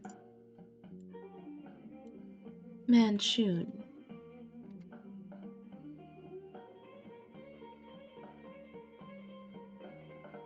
I assume that rings Manchu. no bells, right?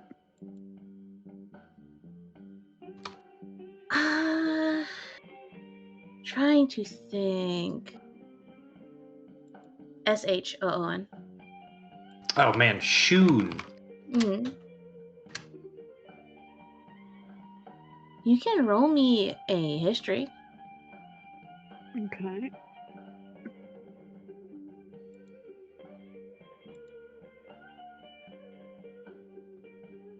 Give me 1 second to open that tab because I closed it accidentally.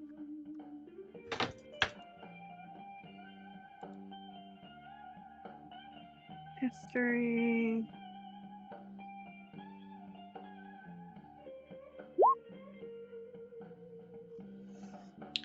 You would know the name. You don't really know, but you've heard the name once or twice. This is a wizard that you've heard in history. It's popped up a couple of times.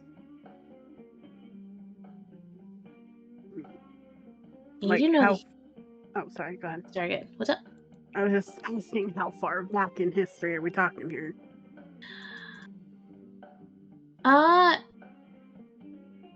Considering the description I'm looking at right here describes as in the name is tied to an ancient archwizard. Ah. So, a long time.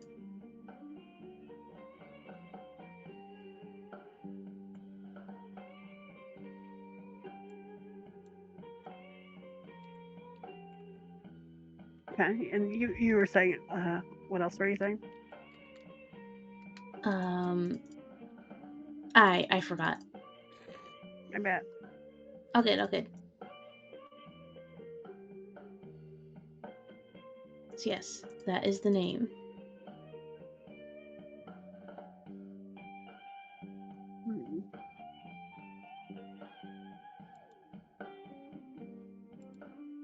I don't have any other questions off the top of my head, so Okay.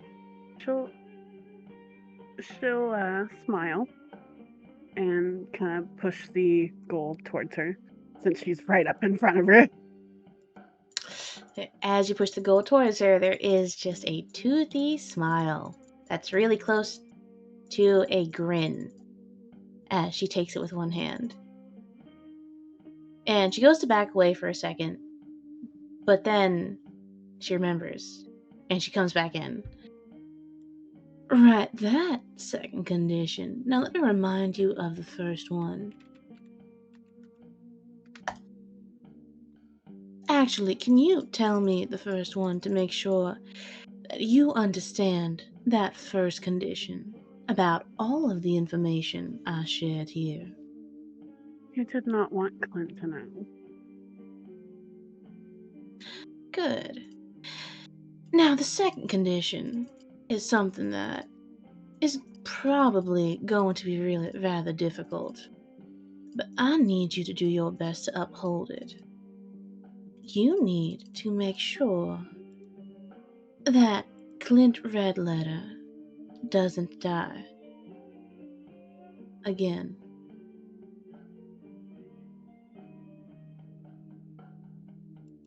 An interesting request. I'm an interesting person.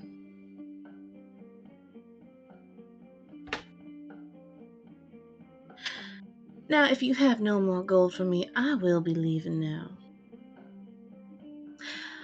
I did want to get your name, though. Rosette Lavere. Charmed to make business with you.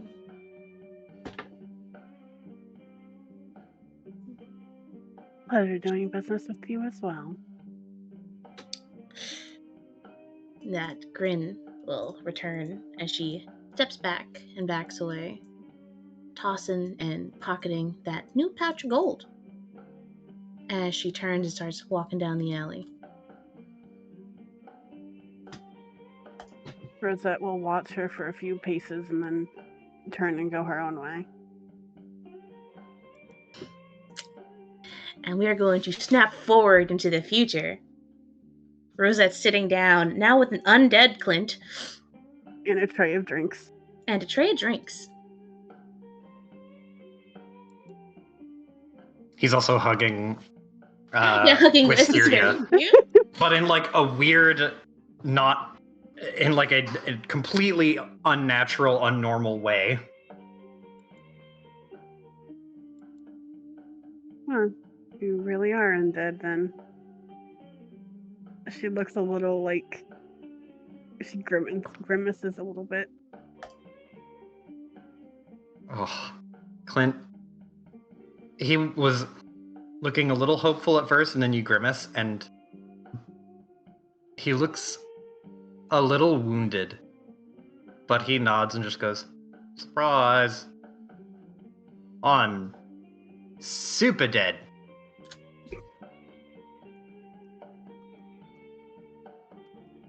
Well, I mean, you're here right now speaking to us, so can't be all that dead. That's the spirit. That's how I like to look at it, too.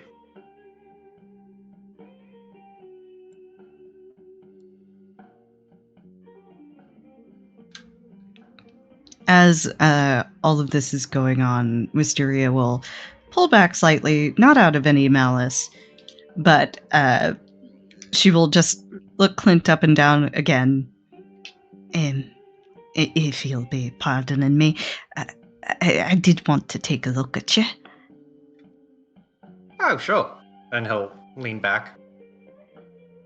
And in that moment, he sees Farah, Ashley, Wisteria, and Rosette.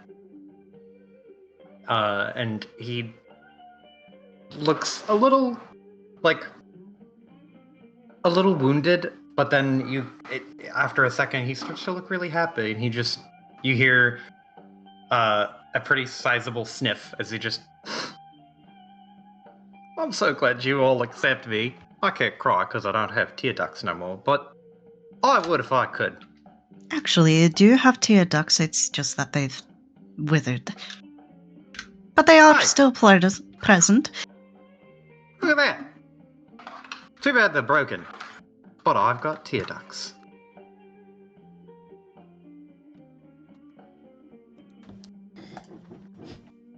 Well, this ragtag group wouldn't be anything without you, Clint.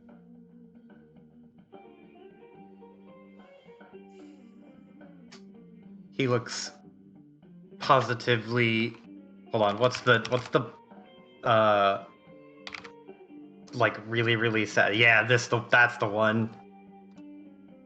Happy cry. Aww. Michael from The Office. Aww. Except a little less awe because he is halfway rotted on one side of his face. True. It's a little less awe. It's a little bit like oh though. All right, Wiz, you're examining him? Yep. I have a question for you. Mm-hmm.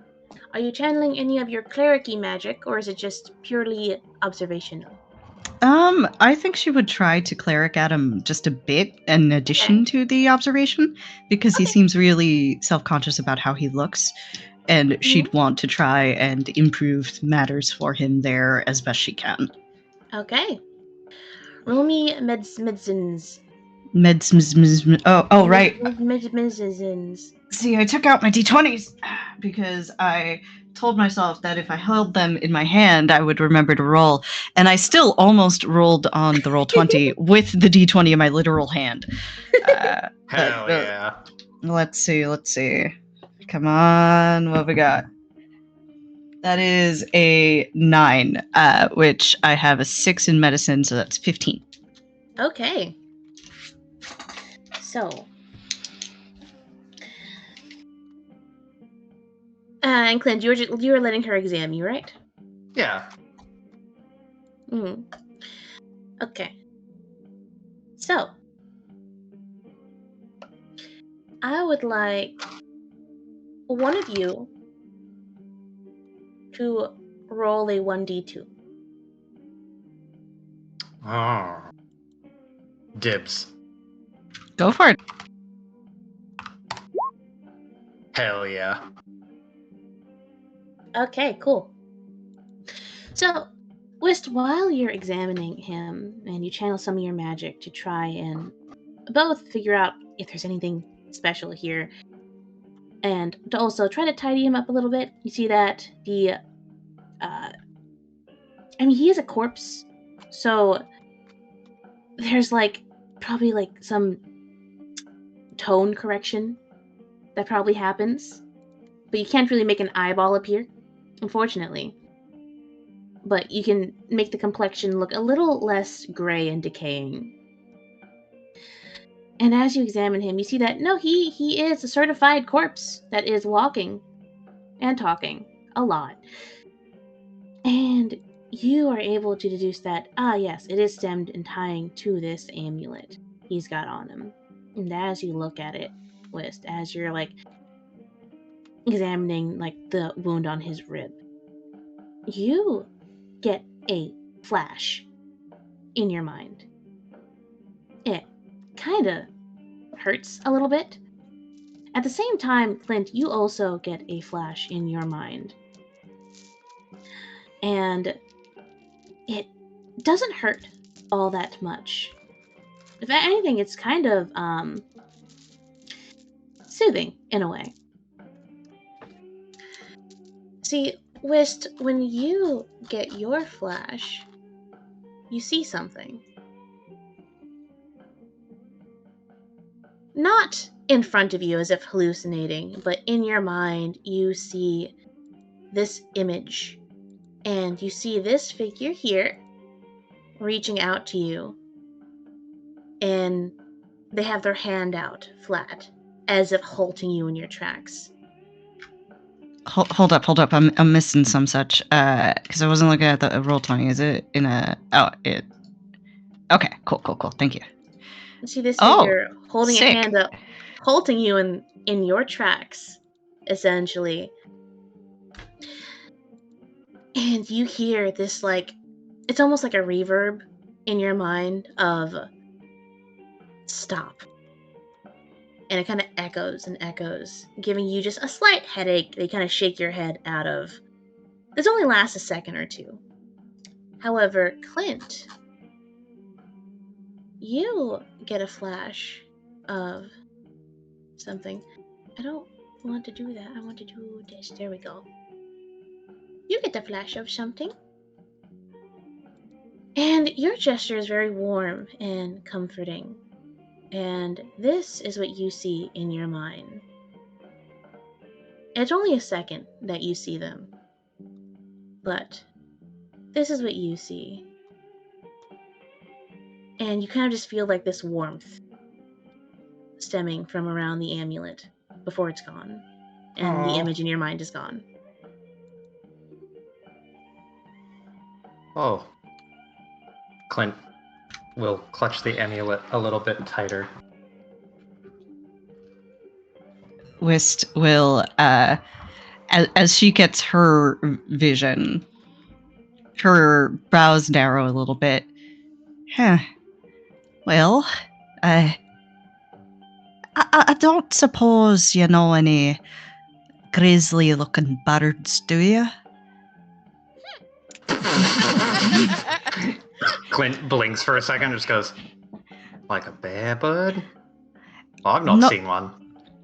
Nay, like a bird. And she gestures to herself, Rosette, and Feyre.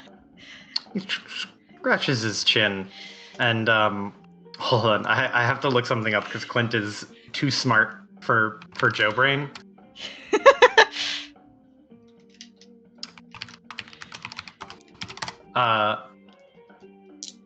Yeah, he's like, I always thought you were part of, like, what is it? The Cervidae family? Do you have hooves? I haven't checked, but I assume you have hooves. Wisteria does smirk. Actually, I don't know. But I more meant a woman. Do you know any grizzly-looking women? Scars about their face? And she will point to her face and, like, trace the designs. He blinks for a second, just goes, well, I know you, and I know Feyre, and I know Rosette, and I know a handful of the women who are at that little tea party, and I know my friend Maya, but none of them look particularly grisly. And he says grisly and does, like, scary fingers. Wisteria nods when he does the scary fingers. Ah, you got it. These two Well. communicate in a different fucking... They're on a different planet. When the neurodiversities line up just right. Wisteria will nod as he brings up the fingers and mimes reaching fingers herself, very long ones, before putting her tools down. Well, if you didn't remember her, she remembers you, and she was quite insistent that I call this little endeavour here for the day, and I don't think it's worth upsetting her because she looks, well, fair powerful. Clint nods very sagely, and yet again, I am expressing that I am more socially aware and cognizant than my characters, but Clint nods and just goes, oh yeah, totally understand. My daddy always told me that once a woman gets all pissy, you're supposed to leave her alone for at least half a day. And Feyre puts her hand over her face and sighs. Wisteria doesn't even blink. Oh, that's good counsel. But, well, I did what I could. Prettied you up a bit. It's not the fullest extent of my abilities, but perhaps with a bit of time, we might be able to figure something out. He looks really he looks like really pleased with that. Just goes, really? I might be looking like my old self again. Well, I don't care about that, but I can do what I can. He pats you on the head and just goes like, oh, miracle worker, Doc. Oh, truly mean it. Wisteria's cheeks go very, very pink. Thank you. And then she just turns toward her little field kit roll and starts rolling it up very carefully, like centimeter by centimeter, very tightly. So you probably need to be putting that necklace back on because we are in a tavern full of adventurers. oh, that is a mighty fine point you got there. I'd be looking real spooky, and you know how adventurers are when things get spooky.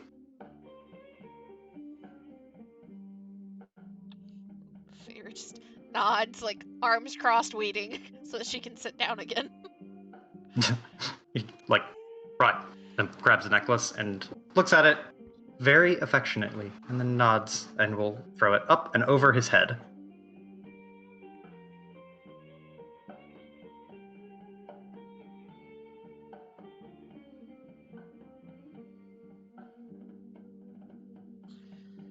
Well, All there right. we go. Clint's Back to big- normal, Clint. Clint's big secret's all out again, and yeah. Hopefully you'll feel a little bit better after that, Clint. It feels good to get it all off my chest. Or what's left of it. He pats his chest.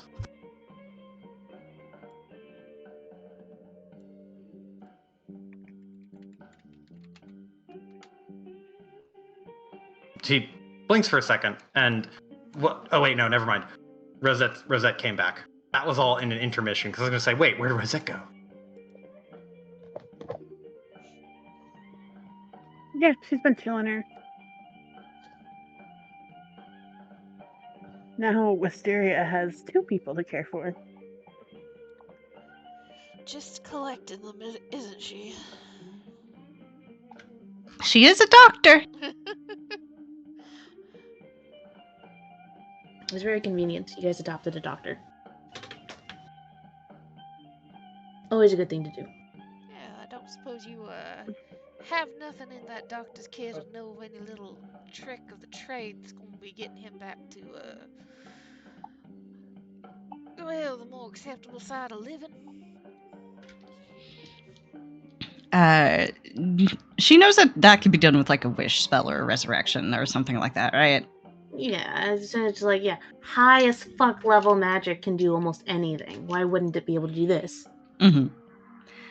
Well, do I ken it? Aye. Can I do it? Nay. You see, there's it's a bit unfortunate, really. I've only been back here on this side of the Feywild for a precious few years. I've not really gotten myself back up to snuff, so to speak. It can be done. I'm certain of that, but I didn't have the ability to do it right now. It might be a little while before I can. A little while in my terms, yours may vary. Figure just kind of sighs and nods. She doesn't seem like upset or frustrated. She just looks a little bit more tired. Yeah, I was figuring that was gonna be the case. Ain't nothing easy for these type of things, is it? If it was, then we would not have doctors now, would we? Kind of like a gesture, like a jerk of the head of like, yeah, you're right. You see, I've got what's called job security.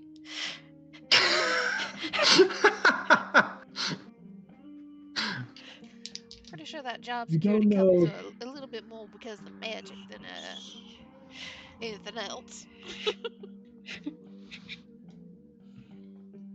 Especially since you seem to have some extra little bit of something.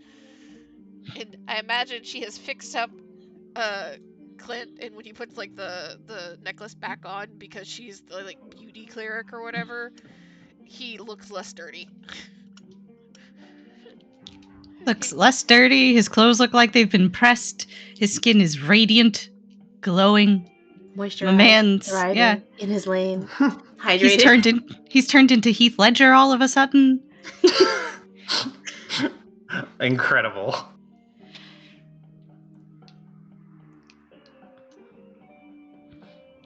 Wisteria, at Feyre's words, will withdraw slightly. She will look a bit down. I suppose you're right. Well, I do think not bad at my job. I don't know, always use magic, but it is nice. Just kind of How could you be bad at your job? You've saved 100% of the people you've worked with that I've seen.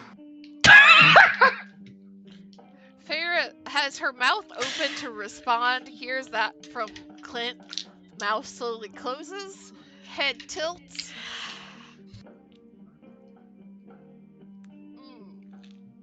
Well, you may not be wrong there. I don't think that's quite what you're meaning it to mean, my friend.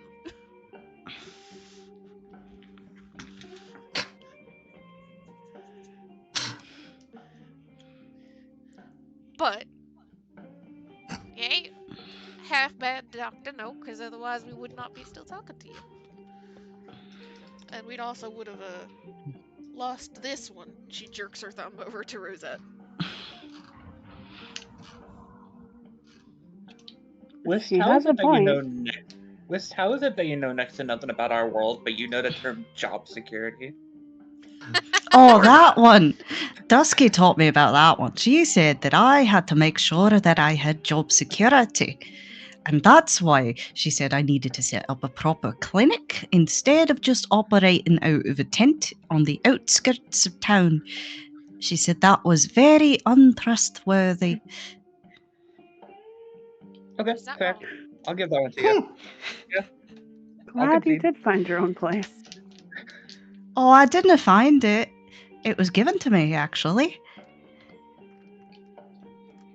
Oh? Aye, the gentleman who used to live there, he was in a bad way, and he didn't really have any family. Nobody else would want to take a look at his condition. He was in a very bad way.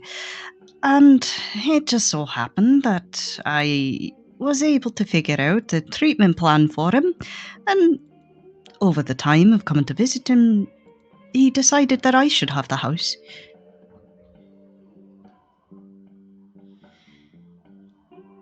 He just gave you the house. Well, after he passed, aye.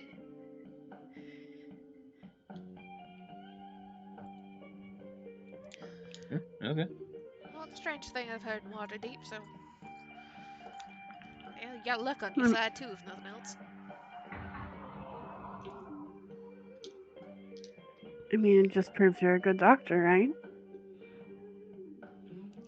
I like to think so, when I can.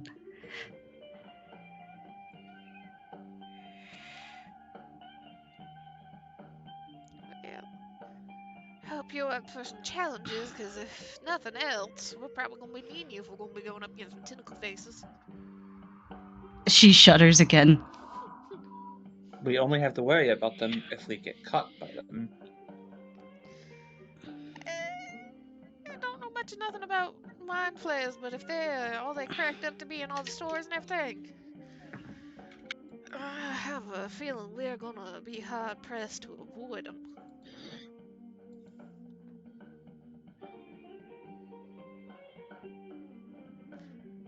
You know what? Actually, I have a thought. And she'll like sit up a little bit straighter and start looking around the tavern. Is Davil still over there?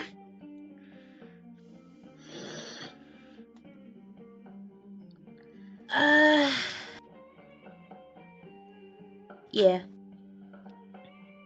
She spots him across the tavern, kind of looks back at everybody else, gestures in his direction. That would be an old and relatively experienced adventurer, right? What you bet he knows a thing or two?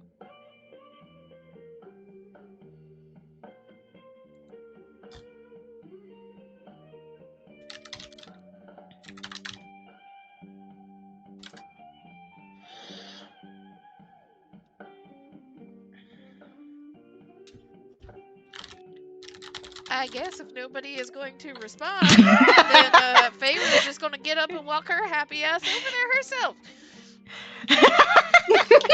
Why do I imagine she says that to herself? Something along those lines, like just getting stared at. At least I'm trying to figure out the fucking problems here. I'm just gonna go ahead and go see what he has to say. Been fine Walk her myself. happy ass over there myself. Clint will stand up excitedly and follow along like a dutiful dog. I want to see what he says. Well, we have no other leads. Plus, Devil loves me. I'm pretty sure the reason he gave you to us was to get rid of you, was his exact words. He wanted to share. Okay. Clint will, like, once you get close enough, or once Feyre gets close enough, he'll, like, run into a nearby chair and slide into it. You hear the of the wood. You just heavy sigh as he does that, and you see Davil just like starts folding up his fucking newspaper. He's like, I'm actually about to go, so. Thank goodness we got here then. Just got a couple of questions. Unless you are opposed to helping out your fellow compatriots and remembering some things on memory lane.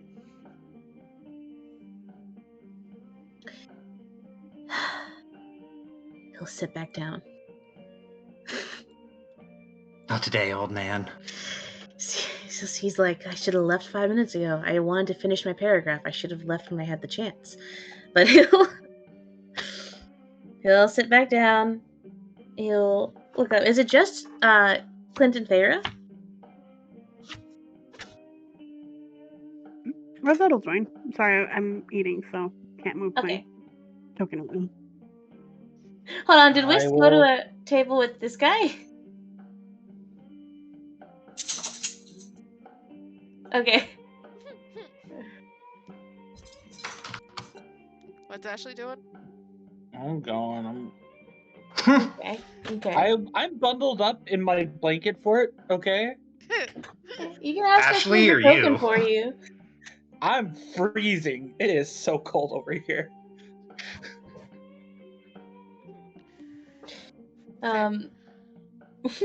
Farah just kind of sits down very calmly as he sits down again. Smiles. So, you guys around and saw some interesting things with all your adventuring back in the old days, right? You ever come across a mind flayer that can?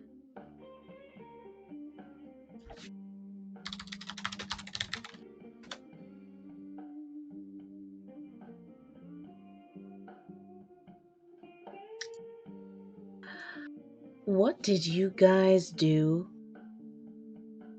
We Nothing. ain't Yeah. done nothing yet. Yet. Yeah.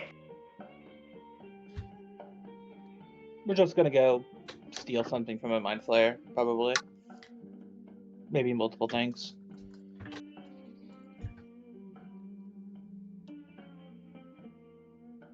Do I want to know why? Because it'll piss the Xanadar's Guild off. Oh, Jesus fucking Christ! You see, he like And now you pinches the like bridge of his nose. And he just like scrunches his eyes shut. It's like, are you fucking kidding me? Really? No. No. Yeah, I'm assuming Yagra got back and talked to you already. The little friend she dragged along with her.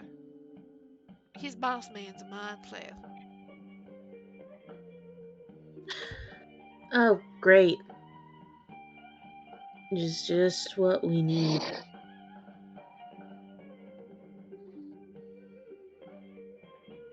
So, did you guys just plan to steal something from them? Well, it depends on exactly what you were going to be telling us about mind flayers.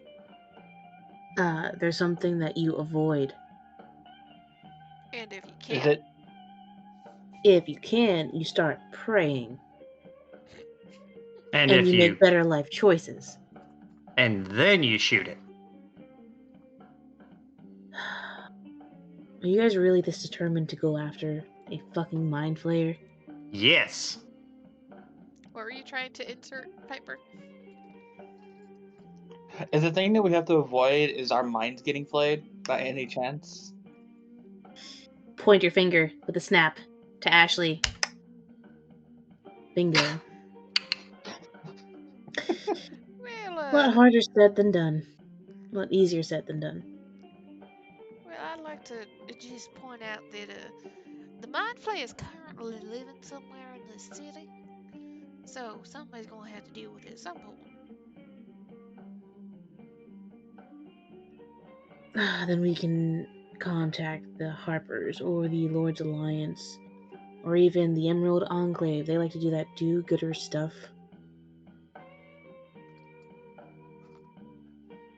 Are they really going to want to tangle with a mind flayer involved with the Xanatar Guild, though?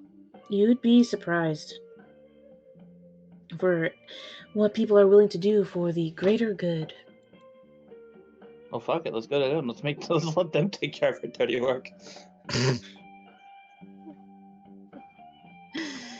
And you do realize I specialized in liches. I've only encountered a mind flayer once, maybe twice. See, but that's still more than us.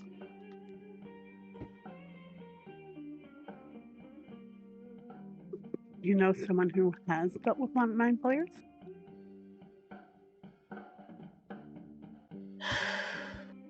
Someone still alive? Preferably. You like Well, we runs might find to speak with Dead Scroll, so like that is an option. He like runs a hand through his hair, down the center of his head, from his forehead to the back of his nape.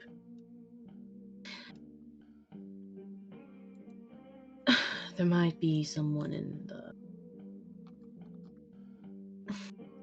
No, he wouldn't do it.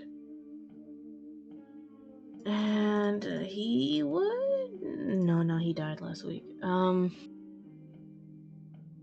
He pulls out his little black book.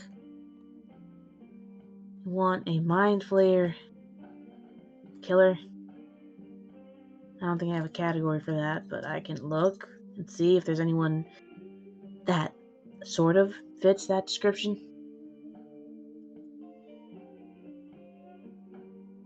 I mean, someone who studied them could also work.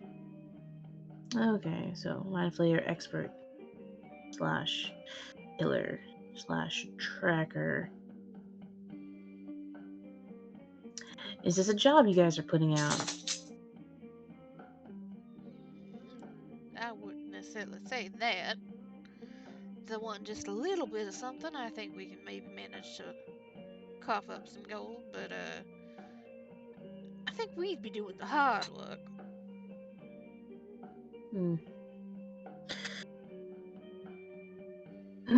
Going against a mind flayer, unless you want me to contact someone you might hate working with, you might have to cough up some gold for the risk, but I can try to find someone that's willing to do this. Whatever the fuck you guys are doing. You find somebody that's at least willing to listen, and I'm sure we can figure out how to do the negotiation on our behalf. You ain't gotta do nothing like that. Oh, easier. Alright. I think I can save us some time and give you. Probably send a letter, give you a list. Probably a really short list. Might not even be a list by the time I figure it out. And then you can reach out to them yourself if you want. Feyre just kind of nods. She's watching Devil very closely in all of this. And the very clearly kind of jumping ahead to a new topic in her mind. Mm-hmm. And she kind of smiles very slowly. And while you're thinking about all that, you ever heard of something called the Eyes? Of what? Did we get a name? Nope. Feyre just kind of shrugs and waves a hand. Well, apparently it's something worthwhile. At least enough of worthwhile for the Xanthar Guild to go root through half the city to find.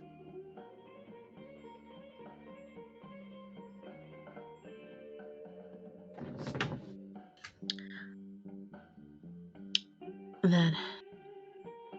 Not something I have heard, but I can keep an eye out for it. Keep an ear to the ground on that. It's just eyes. Yeah, some sort of gem. Sort of gem. Can I get any more detail, or is that all you guys have to work with? What was it? There was a description that was given by Dusky, right? Like opalescent or something. She had more of an idea of like what they were vaguely looking at. Carmen said green and transparent. Green and Yeah, The so one transparent. she was after. between all of your sources, it is a small green gemstone that is opaque and green. Bear will tell him that. Mm-hmm. He'll write it down. Like, okay, I'll let you know if I hear about this.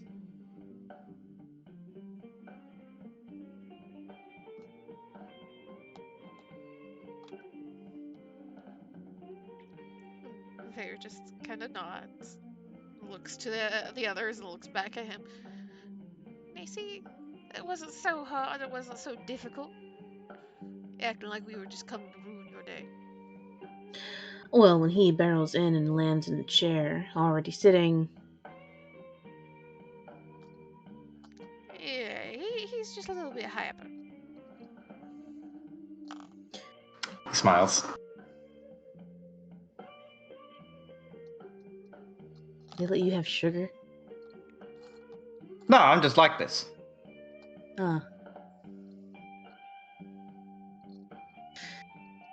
Anyway. Anything else you guys need? Do we know of anything else Devil might be able to help with? Mm-hmm. I wasn't asking you. Hmm. I was asking the Silent Peanut Gallery. I can't think of anything off the top of my head. Yeah, I think we're I'm good. Good. I'm sorry I'm not contributing as much as I want to. My head is a little sore, and I'm making a meal to try and combat the head sore or headache. Oh no. Oh no. Okay. They'll just shake her head. Okay. Well, Devil folds back up his newspaper, tucks away his little black book. Which he's got a new task on his plate of many tasks. And he is going to reach into his pocket and nice.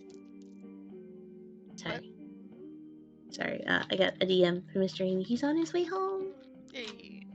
Nice. He went out with a friend again.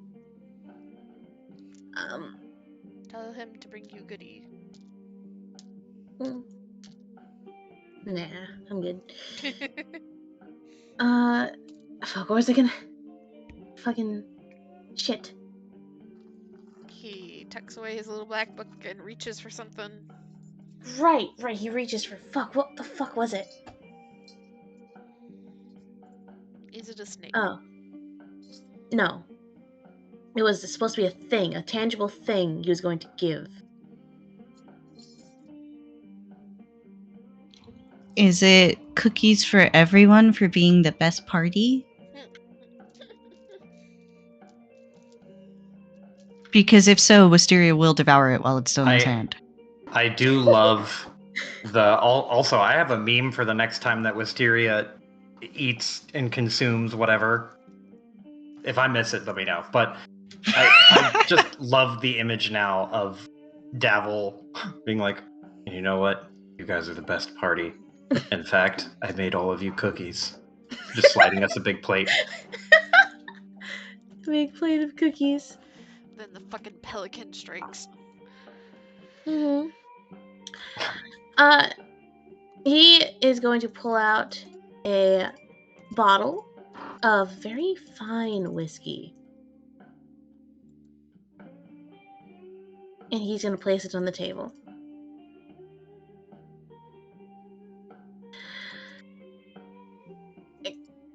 As he stands up, he puts it on the center of the table. He's like, here. Thanks for helping Yagra.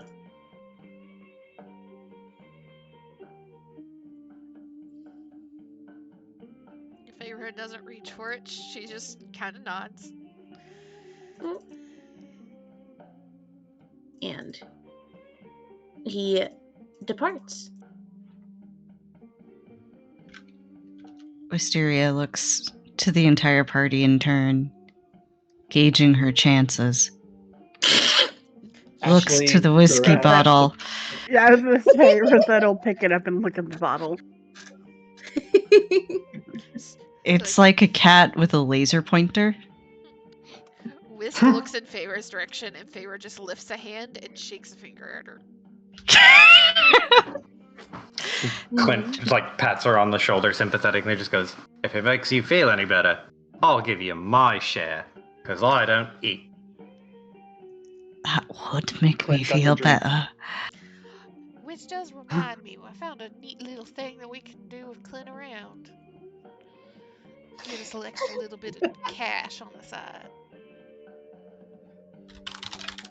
Oh, Feyre just kind of leans forward, kind of grins at Clint. Seeing as he don't have much in the way of taste buds, just about any food eating thing that we can put him in, he's gonna win. Clint looks like the most easily convinced friend In fact, who has just been convinced to do some kind of crime. when I have I guess the double threat here, the one that can't taste anything, gestures towards Clint, and the one that can consume the entire kitchen, gestures towards Wisteria.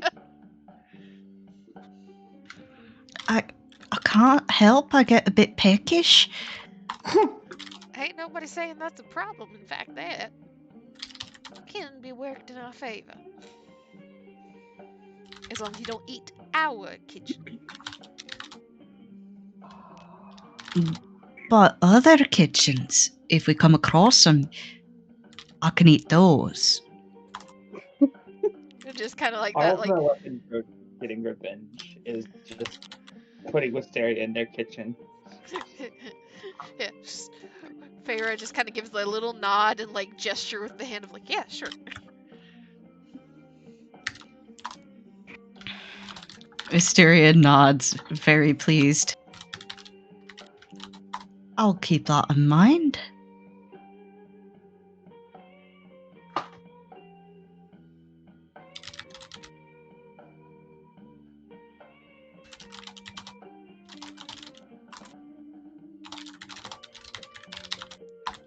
What I am hearing is that is a good bottle to put at the bar in charge for.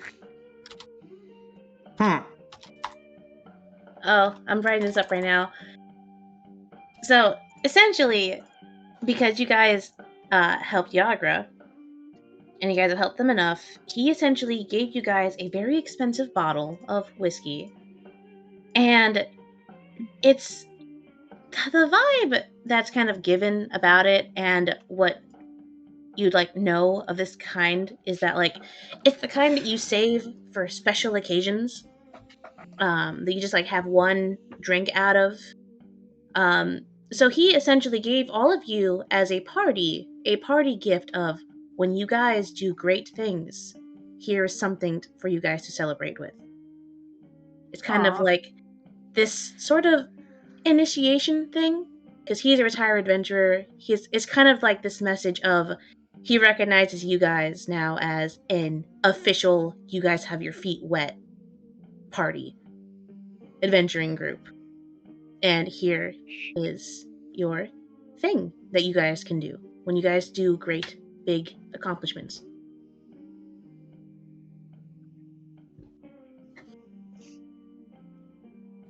I mean, you're free to do whatever the fuck you guys want with it. It is a group gift.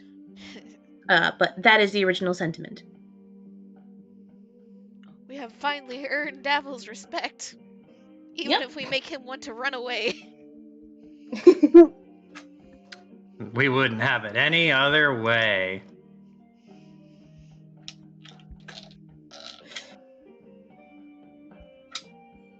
And if there's anything else.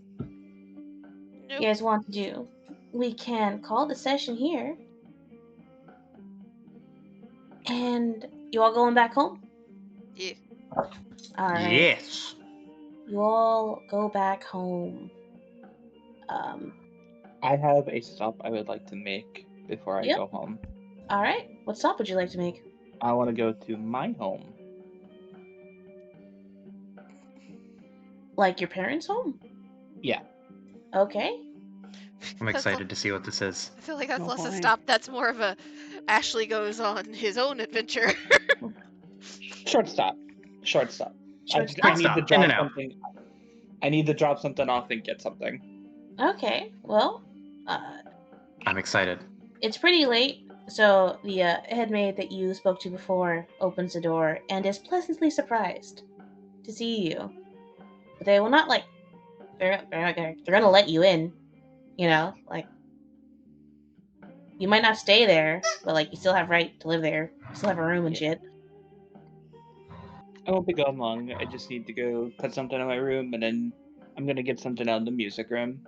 I'll write a letter to mother and father. Okay. They're not home at the moment.